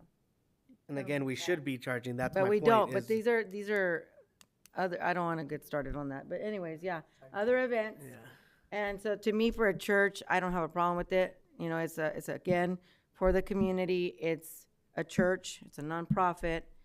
It's to bring people together in a positive light. I don't see anything wrong with that. We have events that are profitable that we waive fees for. So to me, I would say, let's go ahead and waive Again, it for. just to make a point too, because you brought up the part that events happen that are profitable, but those events are partnered with the city, and They're so still such as profitable, though. Lions Club, Roundup, Rotary, They are those are still- partners with they us. So we still do our part. profitable. This These is- are not partnered with the city of Parlier. And they're not for profit. They're a And nonprofit. These guys don't make no money to provide a community event or a service, because it's really a service. It's more a religious I'm service that just they're bringing providing to the community. Revenue. So revenue that comes into other organizations, and yes, they partner up with the city. We waive fees there. I think that this is a church. It's a service to the community. There shouldn't be a problem with that. That's me. You guys can go ahead and vote it, shoot it down. And again, and be I'm against just it. bringing up the That's fact of your the matter of your opinion. we should be charging. I'm not saying I'm against it. No, I said that's I'm your not against opinion. it. I know, but I'm just saying. Say something. Okay. Hold on, because Just recently, Let him finish, and then you can go ahead. is it about this one? it's about number 6. Oh yeah, that's the next one. We'll get to that one next. Okay. But yeah, so that was just my. That's why I'm asking about those. So we could go on to the next Okay. one if we have. All right. So Or number if six. anybody else has any comments on 5 and 4. No. Okay. Number 6. Okay, so number 6, if we want to talk about saving the city money, let me just tell you, we just raised close to $1,000 to save 10 puppies here in Parlier who had chemical burns. So let's not even go there. So number 6, the reason why I'm bringing up number 6, it has nothing to do. I'm glad you did this. I'm not. Then this is why you should have probably let me go first so I can explain myself. I'm not pulling it because of the event that you did. It's the way it was done, the process, right? So Did Sonia explain to you how it went?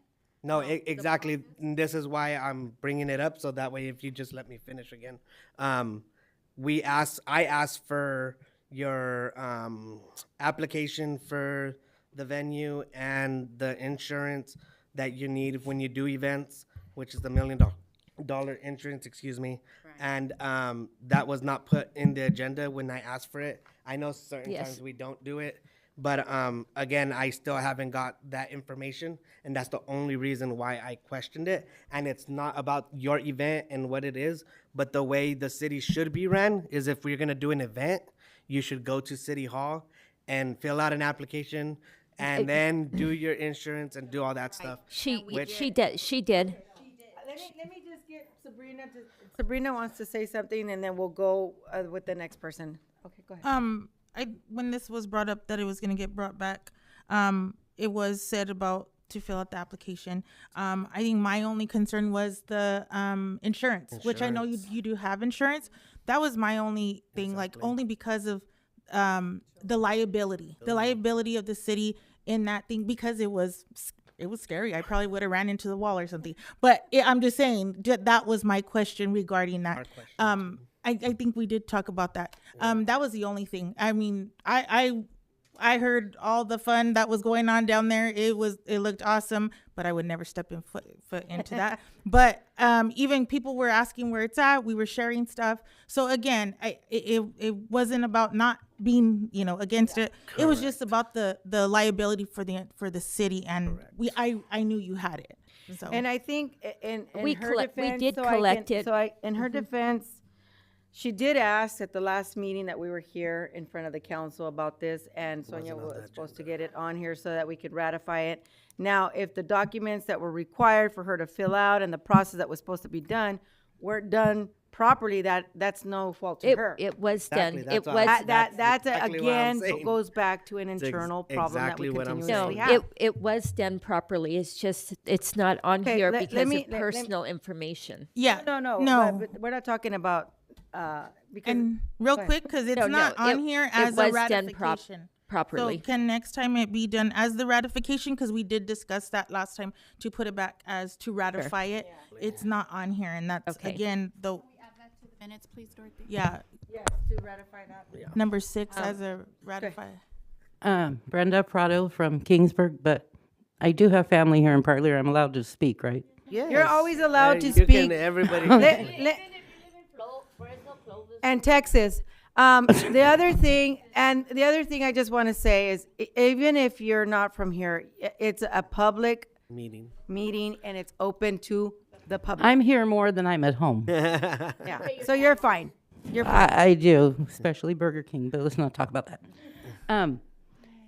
So I came in, I mean, I can look at my phone for the exact date, but it was well a month. I think it was about a month in advance when I came in to Bertha to ask for to be put on the agenda so you guys could approve the use of the Civic Center or disapprove for our fundraiser. Because we also have what you guys were talking about earlier of something that was a loan for during COVID, and we have to pay that back. And the insurance, the insurance that we do have, we have to carry it throughout the year because, you know, it's one event for Halloween. The city needs to have that protection so they're not liable. We have that all the time because we have cats and dogs, and I'm sure you're aware of the damage that can happen with that. So we do have our insurance, which is coming up due again, so we were trying to raise money for that. So we owe over $2,000 right now, and we received no funding from anywhere, just from donations. But it was at least a month in advance where we asked, at least I think it was around there, when I came in to get the ball rolling to see if we can get the Civic Center for that date. And then it was supposed to be, not the last meeting, the meeting before that, where it was supposed to be on the agenda, but I guess the information didn't get in on time on Monday to be on that agenda. So then the last meeting, it still wasn't on there. So that's why it seems kind of weird for someone else reading this to waive the fees for an event that already happened. Yeah, exactly. That's why we're right. And like I said, we're not. Al and I gave her the application. She came and saw me. We gave her the application. I don't remember when she brought it back. She didn't bring it to me. Right. So when somebody asks for something to be waived, they fill out application, bring it back. One of the staff members will do a staff report so that the council can get that. It'll be on the agenda and they can approve it and that kind of thing. So that wasn't done. So that's what happened. It was done. I didn't have to see, you told me to see the staff so they could fill Yeah, it. So no, it was on I'm Friday. saying that the staff report wasn't done. That's why it wasn't on the agenda. It wasn't that, we just didn't put it on. So again, it all falls back again to the internal problems that we do have, and it's no fault to you or Michelle. You know, it's just sometimes it wasn't happen. brought. She didn't have the time to put it together, so Right. it was due to Bertha by Monday, and so I don't know when you brought it in. It was a Friday, and then Monday, I had asked you if you could put on the agenda so it could be on here for Thursday, and you said you ran out of time already. Yeah. And then you said you're gonna bring it up, but you To never brought ratify it at this meeting. And you did bring it up. That's the reason why we're ratifying it. Okay, then, Again, we're- it's not, and again, because I'm the one who's asking about it, it's not because of the event. It was Right. I asked for the information for the application and the insurance, and it was never provided to me. That's why I'm asking again right now, and that's why I'm asking about it. But they're saying that you guys had it. yeah, like I said, I don't have and no problem with even it. Sabrina did get that information, right? I was told that. I mean, Yeah. I You were know told. The staff member that gathered it, she's been ill ever since then, so I Oh. haven't been able to get it from her, the packet from her. Okay, so. well, I- But just the question. Or else I would have given This it to you. this is like the first time since 2019 when we came here to Parlier that we actually had volunteers show up to help us in a greater number, because I beg all the time for volunteers. People showed up. I would really like to, along with some other people, provide a meal for those as a thank you, the ones that came and helped, and the person that came and unlocked the door and locked the doors for us each time. So that person would be there. So if we can use the Civic Center just to have a thank you dinner, I would appreciate that as well. We could probably get that on the agenda. Yeah, And as far as charging for using city facilities, like I said, I'm from Kingsburg, and it works a little different there, and it's never, council meetings are never like this. Like, I could see, okay, let's say that I want to have a bridal shower or a baby shower, and I want to use the Civic Center. Yes, charge me. But when it comes to the Alcoholics Anonymous, the churches, the animal rescue that you have here, any nonprofits like that, that should just be a given. I mean, we've helped the city of Parlier since 2019. I couldn't tell you how much we've spent in vaccinations, helping to make this city a no-kill city, which is a big thing because you're not going to find that around here. Yeah. So for people like that and groups like that, I think you guys should waive the fees. But for other events, or weddings, quinceañeras, whatever, charge them for that. Yeah. But not for the people that are helping the community. Thank you. Thank you for listening. Can I say something? Okay. This morning at 7 a.m., I had a meeting with SPCA. I got you guys a contract. Yes. We could get those pound dogs fixed now for low cost. So. Thank you, Michelle. Yeah, I appreciate like if you could just waive the fees. But yeah, I use my own gas and my own time, 7 a.m. in Fresno, speaking with the office manager and the veterinarian. Yeah. So I informed the got a chief contract. too about it, that you Thank were you. out there. And he's working with the new animal control guy too, so to get it going. Michelle? The contract, city manager pretty much signs all the city contracts. Yeah, but I think so, you were working with your animal control about what we were talking yes, about in that all the group services text. Yeah. as well. But yeah, no, that's fantastic. So yeah, Thanks. Sonia just needs to sign off on it and it'll be low cost. Thank you. Okay. Okay, so I can move on. Just so it's clear for live stream, that's in regards to the mandatory spay and neuter of all Ordinance. dogs in the city of Parlier. If your dog ends up in the pound, the shelter for Parlier, the new ordinances state that they must be spayed and neutered. So what she did was try to secure a contract, tried to get the city to secure a contract with the CCSPCA in Fresno to provide low-cost spay and neuter and even vaccinations for the city of Parlier residents. Yeah. Yeah, and that's why I had asked Chief the last time when we were here about the ordinance, and, you know, we need, when you do an ordinance, you want to have have the services to be able to provide it. If you're not, you're just going to have an ordinance that you really can't do nothing with it. Go ahead, Chief. No, you're absolutely right. So, yeah, and you know, when we put that ordinance together, we had a lot of members of the community that were a big part of that, council members. So it's very comprehensive and extensive. So we're glad to have it, and putting those measures and mechanisms in effect. It does take the back end of it. What Michelle is doing with the contracts and stuff like that. So it's really going to help. It's a long-term solution. It's not an overnight solution. It takes time to get there, but certainly we're moving in the right direction. So And it's thank you, important Michelle. that we build those relationships, and because Michelle had that relationship with them, she was able to bring this to us. So thank you, Michelle. Yeah. If there's no other questions, so we can move on and vote.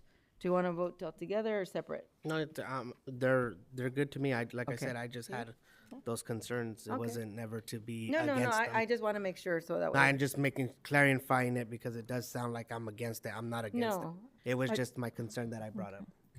I think like Diego was saying, we're just trying to figure out, okay, what's the best thing for everybody. But when it's for our city and it's being provided for our services, I don't have a problem with that. I think it's hard. It's more when people from out of town come and do events here in town, because Parlier doesn't charge them and their cities do. I think we need to look into that maybe and see what we can do, and to charge them, because yeah, of course you're providing a service, so it's kind of hard to say, okay, provide us a service, but let me charge you. And the other thing too But is if it's coming sometimes- from, excuse me, I'm sorry, but if it's residents, because I know that if you go to Sanger or Dinuba or Salma or somewhere else, and they're asking, are you from here? Or they have their own procedures. Maybe, Bertha, we can look into it and see how they do it and how they get charged for having events if you're not a resident from their town. Maybe that would help have a kind of to different clarify some of the stuff. But one of the things that I wanted to say, when people come from other cities to do events, that it's actually also a service to my community here, our community here. That's still a service to your community. Yeah, they're coming from outside, but they're coming in here to provide that service. So that's what I look at. I don't look like, oh, where are you coming from? Where are you from? I don't want you here because you're coming from Reedley or Dinuba. To me, it's like, what are you going to do for this community? If you're going to provide a service for this community, and we're going to waive the fee so you can help the community here, then yeah, I'm all for it, regardless of where they come from. You know, if it's an event for profit that they're going to profit for, of course, then we charge them. We have to charge them, because now it's not a service like yeah. And that's what I'm just saying, you know, because Yeah. it is. There's different reasons why people do it, and it depends. It's like a case by case. Yeah. What, I mean, are you coming to make an event to make a profit, like you Profit said? or- Yeah, yeah. then we need to look at stuff like that. Yeah, that's true. Okay, okay, so then, yeah. Do I have a motion to approve items 1, 2, 3, 4, 5, 6? I motion. Diego, second Janie. All those in favor? Yes. She put it, told her, yeah, yeah, yeah. And then, who was second? I'm sorry. Janie. All those in favor say aye. Aye. Any opposed? Hearing none, motion carries 5 yes. Okay, first item for regular business is the continued funding application for the Parlier Academy of Excellence. So this is the regular resolution that we do annually. I have no problem with it. I only want a correction on some language that's on this. Because normally it's to authorize the city manager to sign this, either the resolution or the contract. It's on here that it's all contracts. All contracts need to come to council and then authorize the person, whoever the council decides to sign. So I would like to eliminate that language that says any and all contracts. Where does it say that? Recommendation. Okay. Oh, on the recommendation. Okay. Okay, so, do you have it on the resolution to make sure that it doesn't state that? Dorothy? It does say it on the resolution. It does? Yeah. Yeah, so then we need to strike that, Dorothy, on that resolution for 2023-50 to eliminate the sign any and all contracts. Yeah, that, any and all contract documents for fiscal year 2024-25, because normally everything comes back to us. Oh, here it is. Is it just? Any and all contracts, documents still would come, yeah, just up to authorizing the city manager to sign. To sign contract. Contract. Documents. The Contract. contract The document. the contract Not all. document. To sign the contract documents. Yeah. That's what it should say. Yeah. Did you get that? I don't know if you heard me. The contract documents. Document. Yeah. Yeah. To sign the contract document for the fiscal year 2024-25, which is only that one document. Okay? Is there any questions? Council? Any from the public? Hearing none, do we have a motion to approve resolution number 2023-50? Diego? Second. And Sabrina second. All those in favor? Aye. Motion carries 5 yes. Okay. Next item is a grant award from the Department of Justice tobacco grant. And this is a 3-year grant. I have attached the grant for you to look at. And so this grant is $182,941. Okay. And so it basically brings money in for the police department. So I have a question. And we've been running a tobacco grant for the last 3 years, and so we'll just be able to continue. I want more clarity as far as like what they do.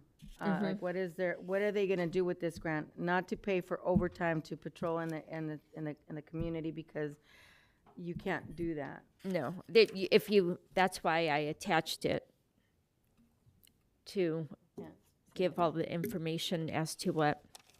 I can't see it because it doesn't let me on my phone, and I can't even log into this one, and I still need another laptop for that. Yeah. Yeah, I had asked a while back. Okay, let me see. But I did see what was online with on our website, but,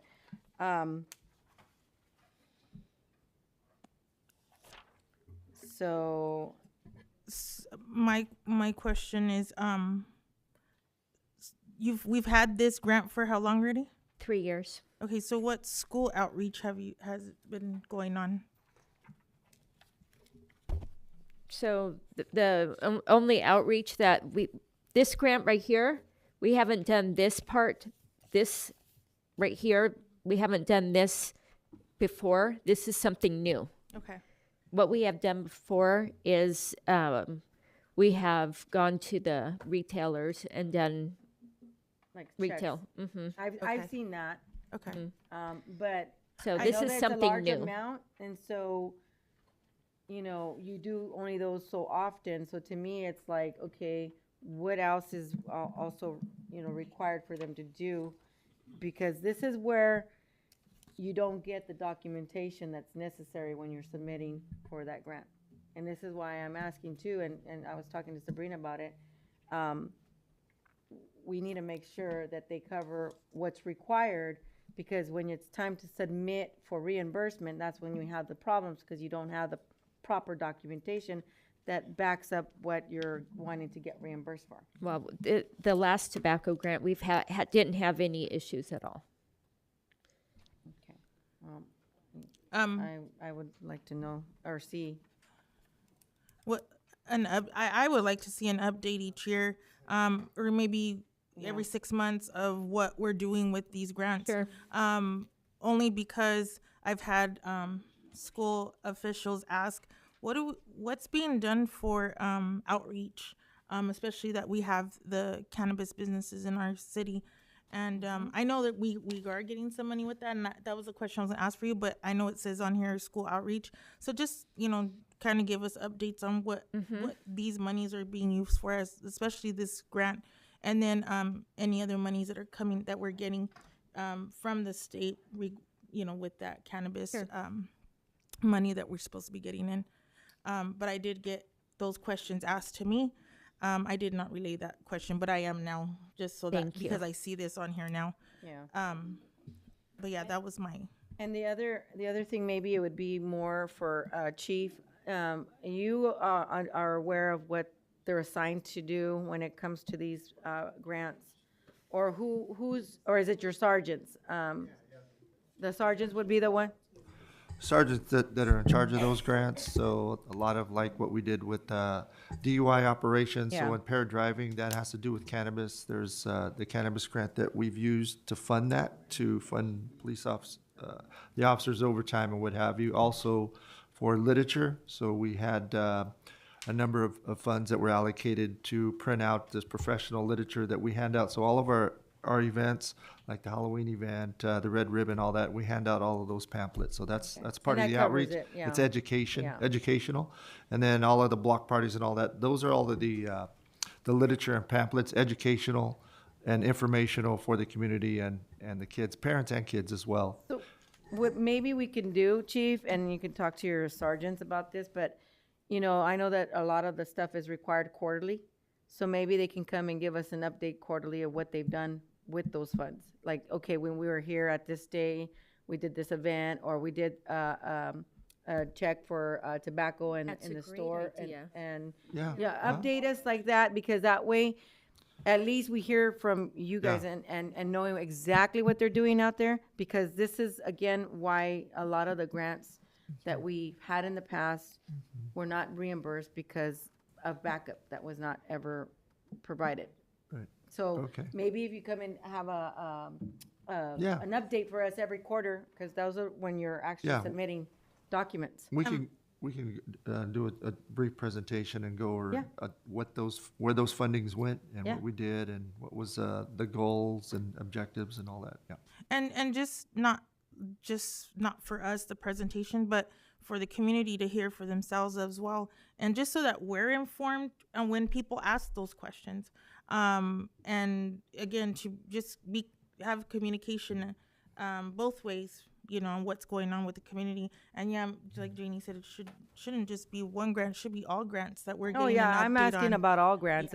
I'm only directing it right now because it's here. But that is something that, Yeah, like the CalVIP, the, COPS, the hiring, the Yeah, COPS grant, and, all and of we those. usually share that on Facebook as well, all that information. So if Yeah. in the past, we've used fundings for different types of operations.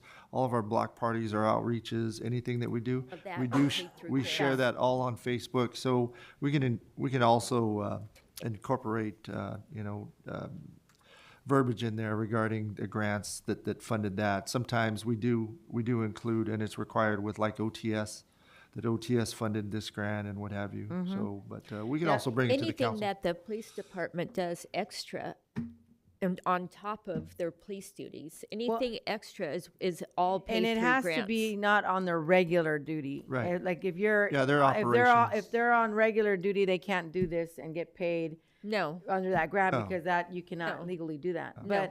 But that's why I want to make sure that you get the information, and then when you do have it in a quarter, like all the information, all the stuff that they've done, and then just have them present it, or you could present it to us, and that way the public knows what that money is being used for, because these are grants that we're receiving, and it's important that we use them for what it's intended for. Yeah, usually it's prevention, intervention, and suppression. So Yeah. some of the suppression efforts are like minor decoys with some of the local convenience stores that are selling Yeah. liquor to minors and what have you. Those are the ones. The educational aspect of that, we do count on our SROs at the schools, junior high and the high school, which are the most vulnerable population that engage in alcohol and marijuana and opioid use. So we rely on them to conduct their presentations, PowerPoint presentations. So they'll be doing that soon as well.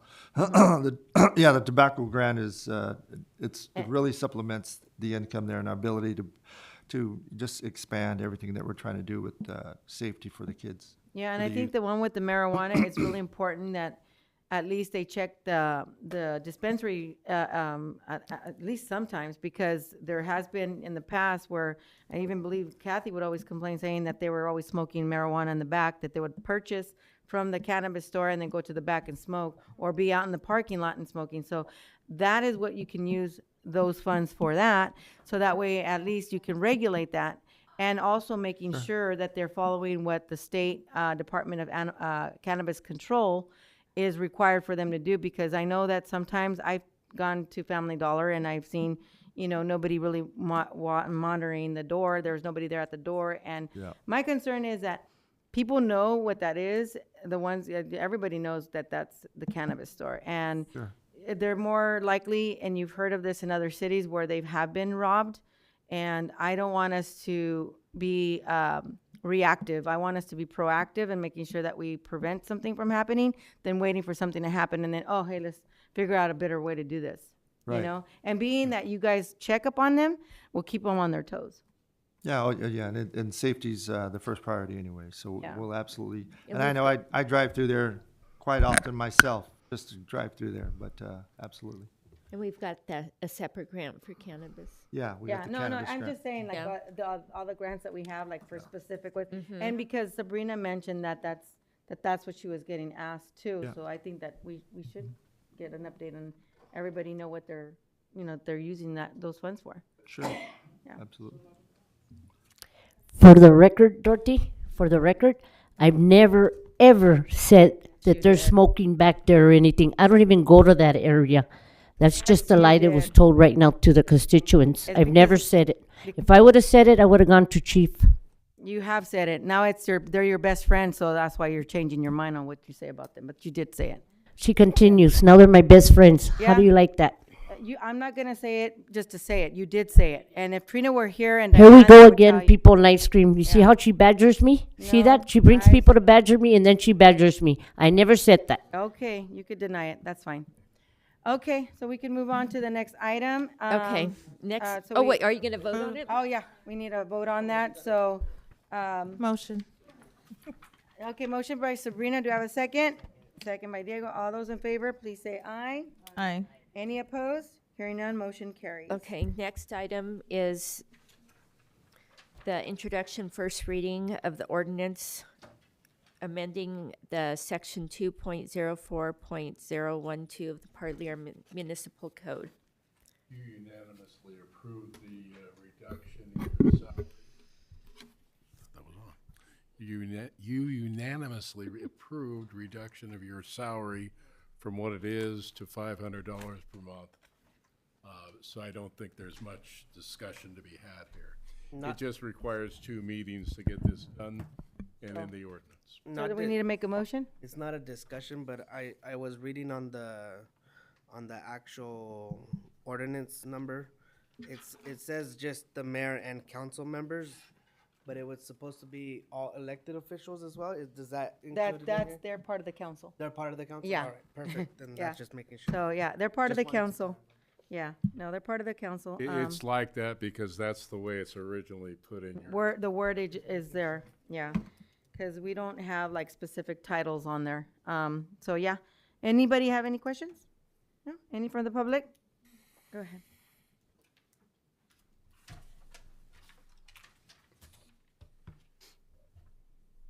The recommendation isn't actually in what you're passing, right? Or what you're just, it's just the typos, the spelling bothers me. Well, The waive the first- recommendation is that they waive the first reading and introduce the ordinance. They Yeah. can't approve the ordinance amendment. It's a typo. It's a typo. I, Yeah, there's a typo there. I know. Okay. I'm just wondering if, never mind. That's fine. Okay, so then, do I have a motion? Any questions? No, it's just the. No, it's just the first reading. It's still gonna come back again. So do I have a motion? Motion by Diego. Do I have a second? Second by Kathy. All those in favor? Any opposed? Hearing none, motion carries. Okay, last item is to approve the annual fees for Tyler Technologies so we can continue using our city's finance software. This is just our annual fees for, Yeah, and, it's just the annual. yeah, I don't have any questions. We've had them for some time. Any questions from the public? On this item? No. Hearing none. So I have a motion to approve. Motion. Motion by Diego. Do I have a second? Sabrina. All those in favor say aye. Aye. Any opposed? Hearing none. Motion carries 5 yes. Okay, we're gonna start this way. Janie? I do have Or, a quick, okay. City manager. announcement. We did receive the CalHome grant for first-time home buyer. We received $2 million. And we also received $1 million for ADU. So anyone needing funds to build an ADU or rehab their ADU, anything like that, we've got funds for that. So Okay. All right. So when you say rehab of homes, that means Kathy, redoing the homes? not It's rehab. We- coming No. this way. We didn't Okay. receive Thank you, anything for Sonia. rehab. We're gonna take turns here. Go ahead. I just had a question because she. Let me get her. No, I know, but because she brought it up. Yeah. Yeah, 'cause There is no questions. It's council comments. That's it. Council comments. So if you, when it gets to you, when it gets to you, and if you have a, Janie, when it gets to you and if you have a question, It you was could actually ask me it who when was you're. asking. It was actually, I'm it just, was me. It was I know. me. I'm just saying, It was if me. you have a question, whether it's Janie, Sabrina, Diego, whoever, when it gets to you, you can ask it. Okay. That's what I'm saying. That's That's what what I I'm was, trying. that's what I was asking. Yeah, that's I what was you can do. This way, it doesn't take so long going back and forth. Go ahead. Okay. So I just want to thank both of the programs that did the Halloween events. That was really nice. I saw it on Facebook. I'm sorry I missed it. I wasn't here. We were on the road still, coming back from out of state. But thank you for that. I also want to congratulate our fire department, Station 71. They had their grand opening yesterday of their new fire department. If you haven't had a chance to go see it, please go see it. It is beautiful. It is really beautiful. They put a lot of work into it. They're very proud to be in our community. We're very lucky to have them. And I am so grateful that we do have our fire department here in town. And Rachel, like I said, hopefully we get more programs for the children, for our youth here in our community through our recreation department. So thank you for that too. That's it. I'm sorry. I just wanted to apologize for my late entrance. I was not feeling good. I just wanted to mention the trunk or treat. It was really nice. There was a lot of people out there, and it's good to see the community to come out. I think we had more trunks this year. And it was noticeable because walking up, my son and I were like, he's like, Mom, I think there's more trunks. I'm like, yeah. And unfortunately, I didn't do one this year, but I was there to help out with the judging, which was awesome because was so many different kids with costumes, scary costumes. Again, that's not for me, but it was really nice to see families out there enjoying themselves. So good job, our events people. The fire department thing I did miss, and I'm looking forward to going out and visit. So congratulations to them. That was like a long overdue for those guys. Rachel, the recreation department, I'm looking forward to those activities for the kids and just to keep growing our department and have multiple events and, maybe more staff and, maybe we can get our budget healthy enough so that we can hire more people for that department. Again, thank you, Rachel, for bringing these things to light. It does take a lot to organize stuff like this. So I'm looking forward to working with her regarding with the basketball thing going on, and getting other people to come out and help as well. I think that's it for me.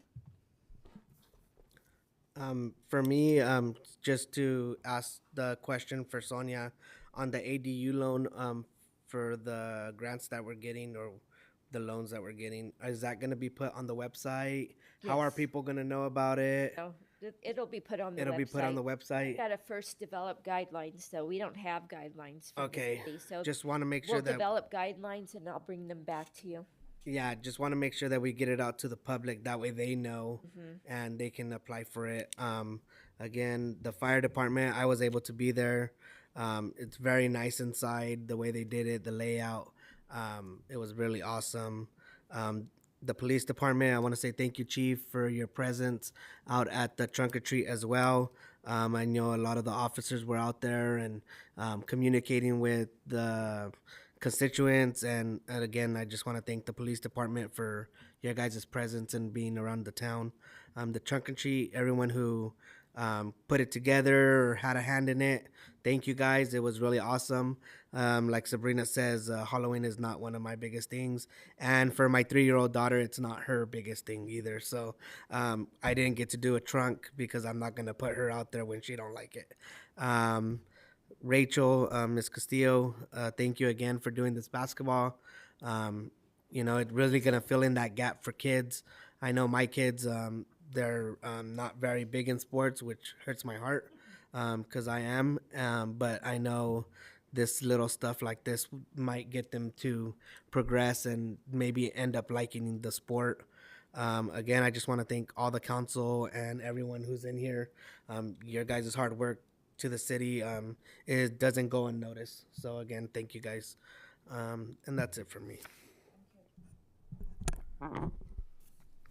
I also want to say the same thing. Thank you, everybody that participated. It was fun. The trunk or treat, everything was great. At the fire station, we had a good time. And Rachel, also thank you. Chief, you guys were wonderful out there. Thank you, guys. It worked out beautiful, beautiful. Thank you all. I would just like to say thank you to members of the Lions Club for helping me get started with our haunted house. I really appreciate it. Thank you. All right. Dorothy? I never ask you, but I know. No, the trunk or treat came out really nice. It's just my great grandbabies over there. Awesome. Yeah, I think it was cold. Oh my God. And I barely made it. I was in San Francisco with the Fresno County Transportation Authority, and Future Focus is what it's called. I ran into Diana Gomez, who was there. You know, she's always there. Yeah, she's everywhere. It's like, I'm like, here you are again. So it was really good to be out there and learn about, you know, what we're focusing and all the new changes that are coming in the state. And this is more for the San Joaquin Valley. So that was nice.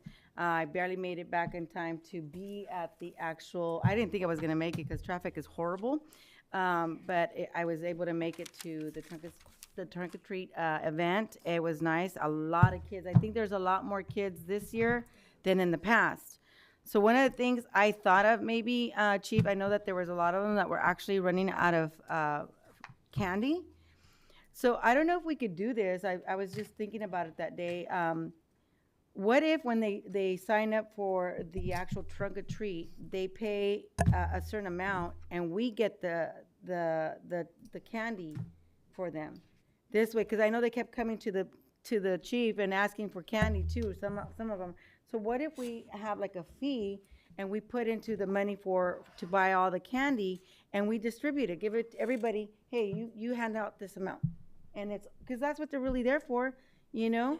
And if they're gonna spend it, they're gonna spend it at the store, they can actually put it into a pot for the city and we all buy it and then just hand out the bags of candy for the kids instead of them running out and we're like, Chief, poor Chief was running around back and forth trying to get candy to everybody because they want to make make sure they have enough. And then we're enough able to get a good deal on the candy. Yeah, and they're not going to be able to probably afford that much more because you know everybody's, especially this year. Candy's actually.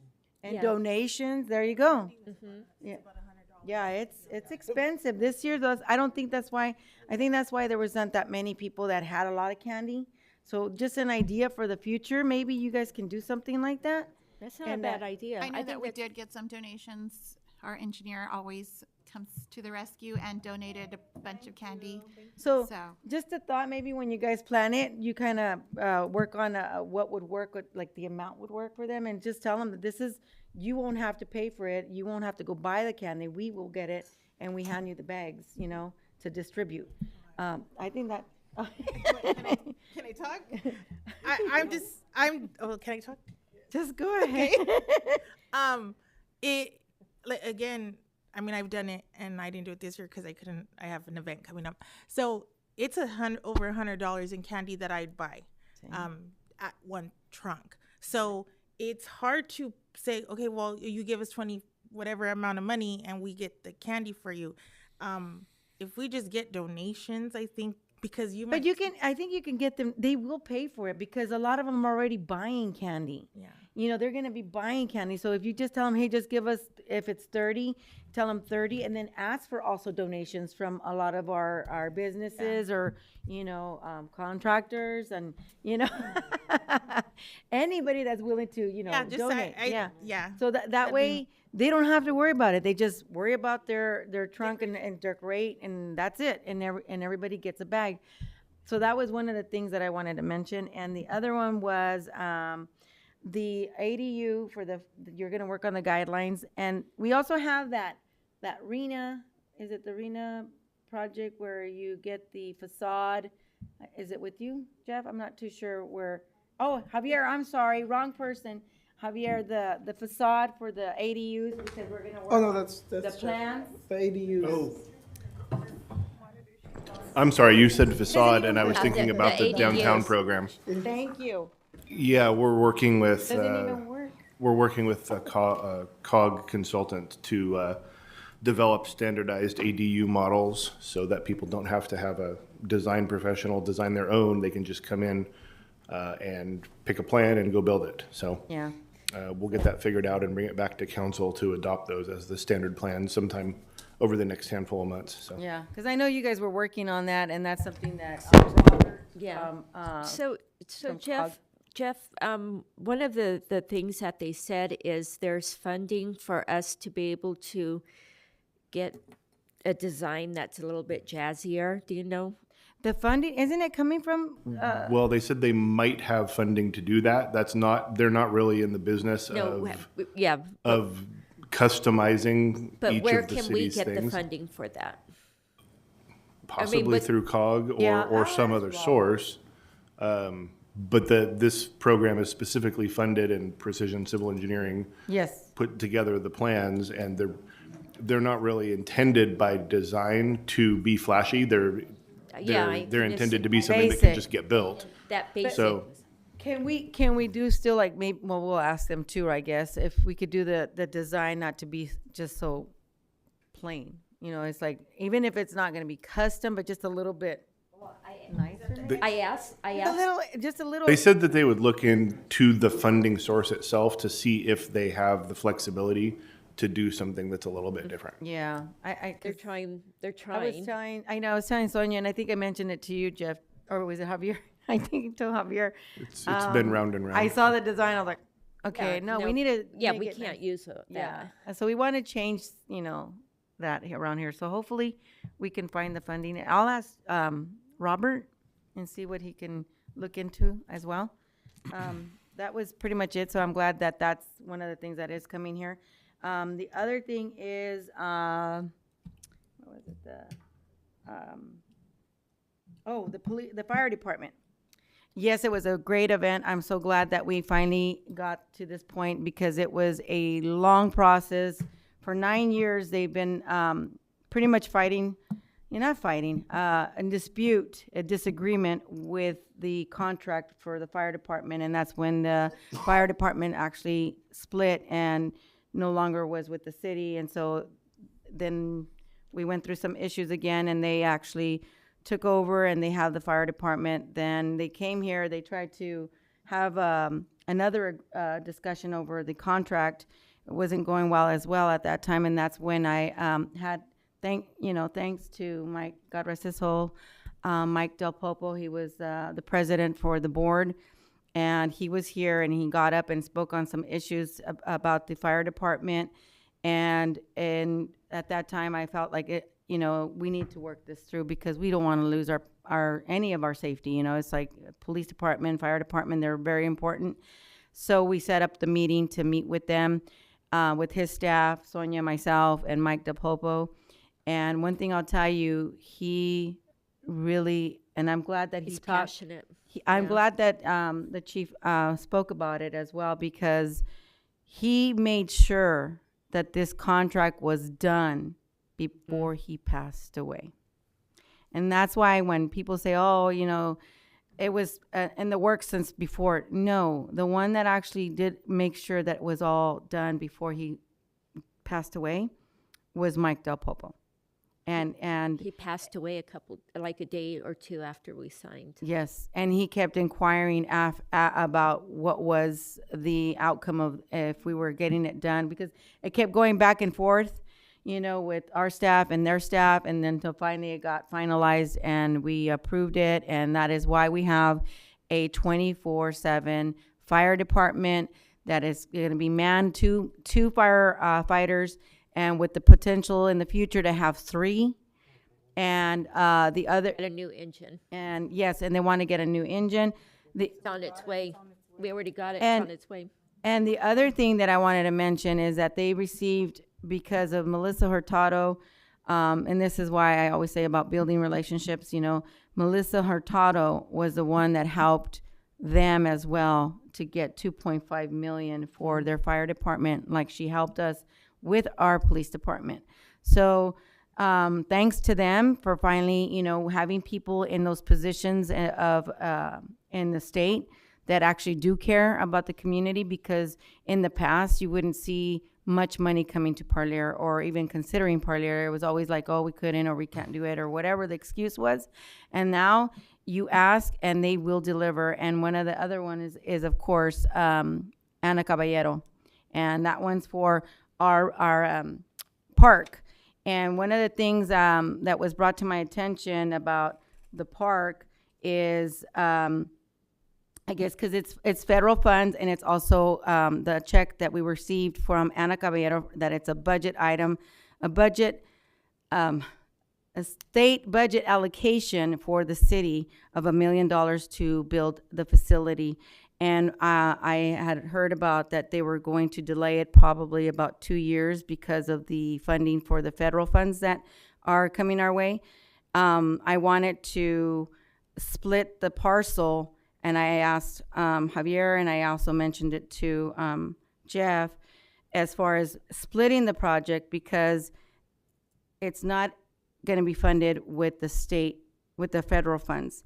And it's the other money is going to be with the actual state budget allocation that we're getting. Plus, we're looking into other funds to apply for in the future, because it is a matching grant. It's not funded fully. It is $3 million. It's a $6 million project, which we only got $3 million, and we have to match the other $3 million. So we don't have $3 million to just match. So we would have to look for other funds from other grants. So I asked Javier to look into it. I want him to continue to look into it and bring us back any information that has to deal with that project, because you are under the direction of the council, and the council is the one that needs to know exactly what the status, if anything changes along the way, like when I got wind of this and it never came to council because none of the council, I'm sure, knew about it. You need to report to us of what the changes are, what was being delayed, why it's being delayed, what are our options. And I'm not saying it because I want to be mean to you, because I'm just saying that that's something that, you know, you should do, so that we know what's going on. Because I also contacted Jim Costa's office, and he told me, his staff member told me, what is the delay? Why are they trying to delay it for 2 years? And I said, I don't know yet. I'm still trying to figure out what is going on with staff, so that way they can tell me what is going on with this project, why it's going to be delayed another 2 years. It took us 1.5 years, and now it's going to be 2 years. And then by the time it gets built, it's another, 2 years? So it's way too long. So I asked him, and he said, yes, you know, we most definitely can work on it, but we need a letter of release to allow us to work on your behalf. So he called me today to follow up on that letter, and has not been submitted. I told him that we're still going to talk about it and find out what's going on. So that way, Sonia, you can get him the letter, and Javier, you can continue to meet with them and contact them. Please follow through with that and get back to us at the next council meeting. What's the status? Because that is what I think we need to do, instead of waiting to see, you know, if something changes. Because if you don't move it and you don't start pushing a little harder, you're gonna wait out whenever they decide. And we're in the back burner. It's like they say, the squeaky wheel is what gets the oil. And if we don't do nothing about it, and we wait for them to decide to contact us and say, oh, okay, now we're gonna work on your project, that'd be 5 years later? So, Sonia, if you can, and if council agrees, to have them send the letter to the Jim Costa's office to work on our behalf, to follow up on the status of the grant and find out why it's in this process and why it's being delayed.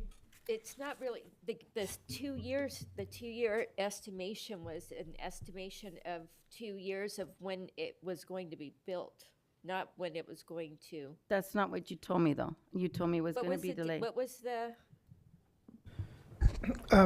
So it's kind of unique now, because we got federal funds to build the park, like the mayor said, and they're only paying for half of it. And that's only for the park, not the sports facility. But we got some additional funds that could possibly build now the sports facility, which is great. But this federal funds, they put essentially a reserve, or it's a conservation trust on the entire piece of property. So anytime you touch it, that's not part of the park that they're funding, you have to apply through a process that could take 2 years.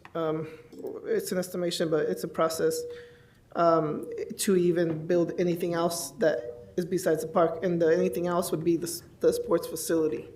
So they paid, when they give you those grants, they say, hey, I want you to conserve this lands, and that's why I'm giving you these funds. And if anytime you want to build anything else that's not this park, you have to go through that process. Mm-hmm. So splitting the parcel would be probably the best option to move forward, because that way it doesn't entangle the other funds. It's keeping it separate. So and what I was asking Javier to do is to contact the state so that we can continue to move forward. And I spoke to, like I said, to Jim Costa's staff, and he also said that there shouldn't be a problem, that he can help and get it moving along. So instead of, like I said, waiting until they decide to get to us, let's just start the conversation and figure out what we can do to get it to move faster, not later, because we've already waited this long. So to me, I would just say that you continue to contact them and get us an update at the next meeting as far as what took place. I would like to be part of that just so I can know what's going on, and that way I can continue to keep the communication with Jim Costa's office. So that's the directive. That's just to get it started, so That we something's could- happening yes, over there. yes.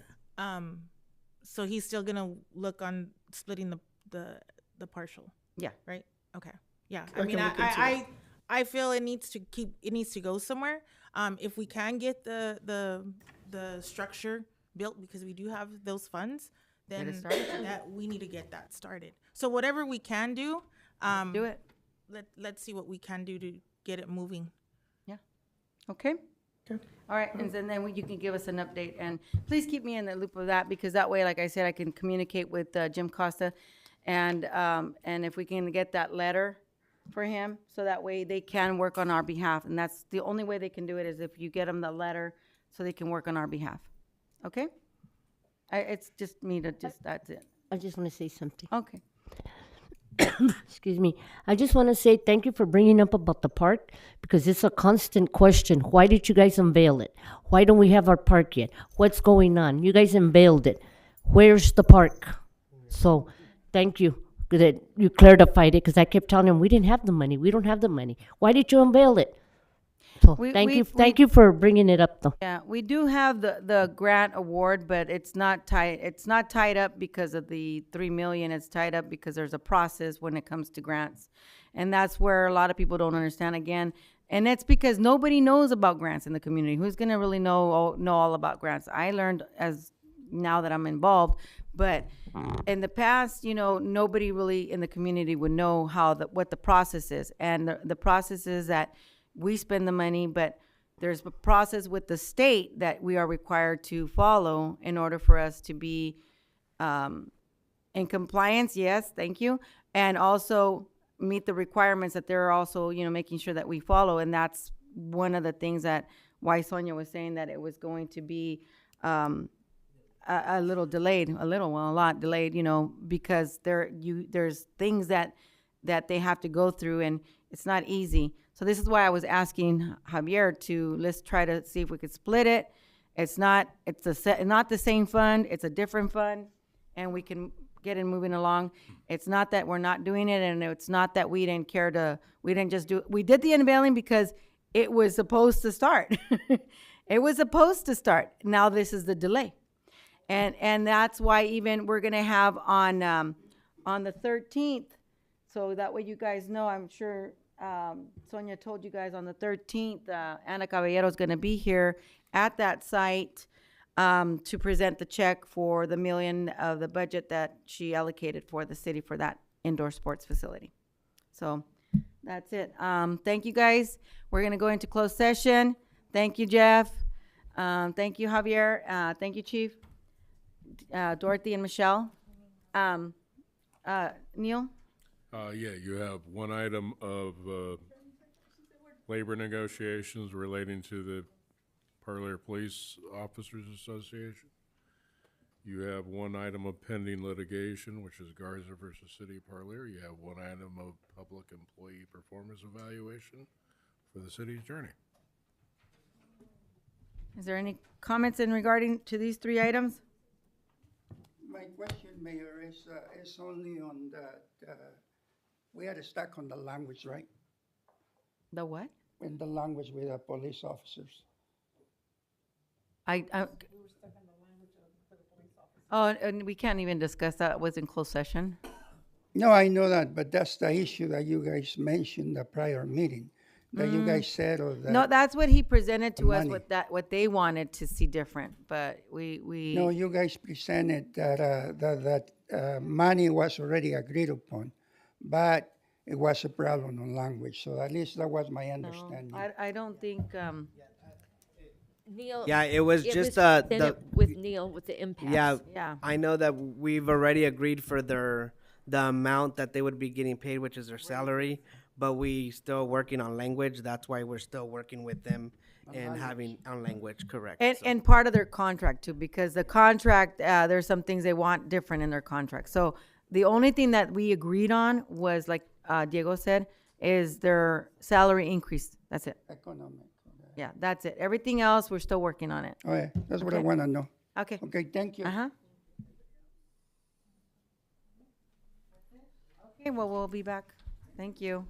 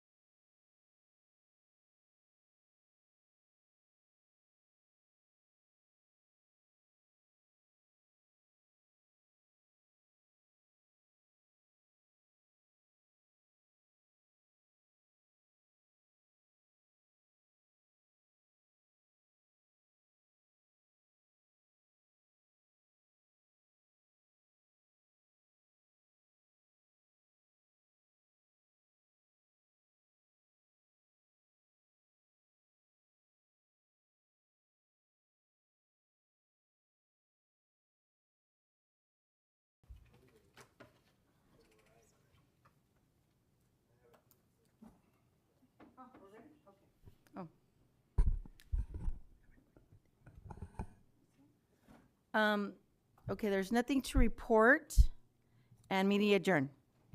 Hold on.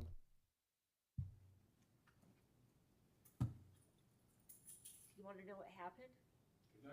You can't talk?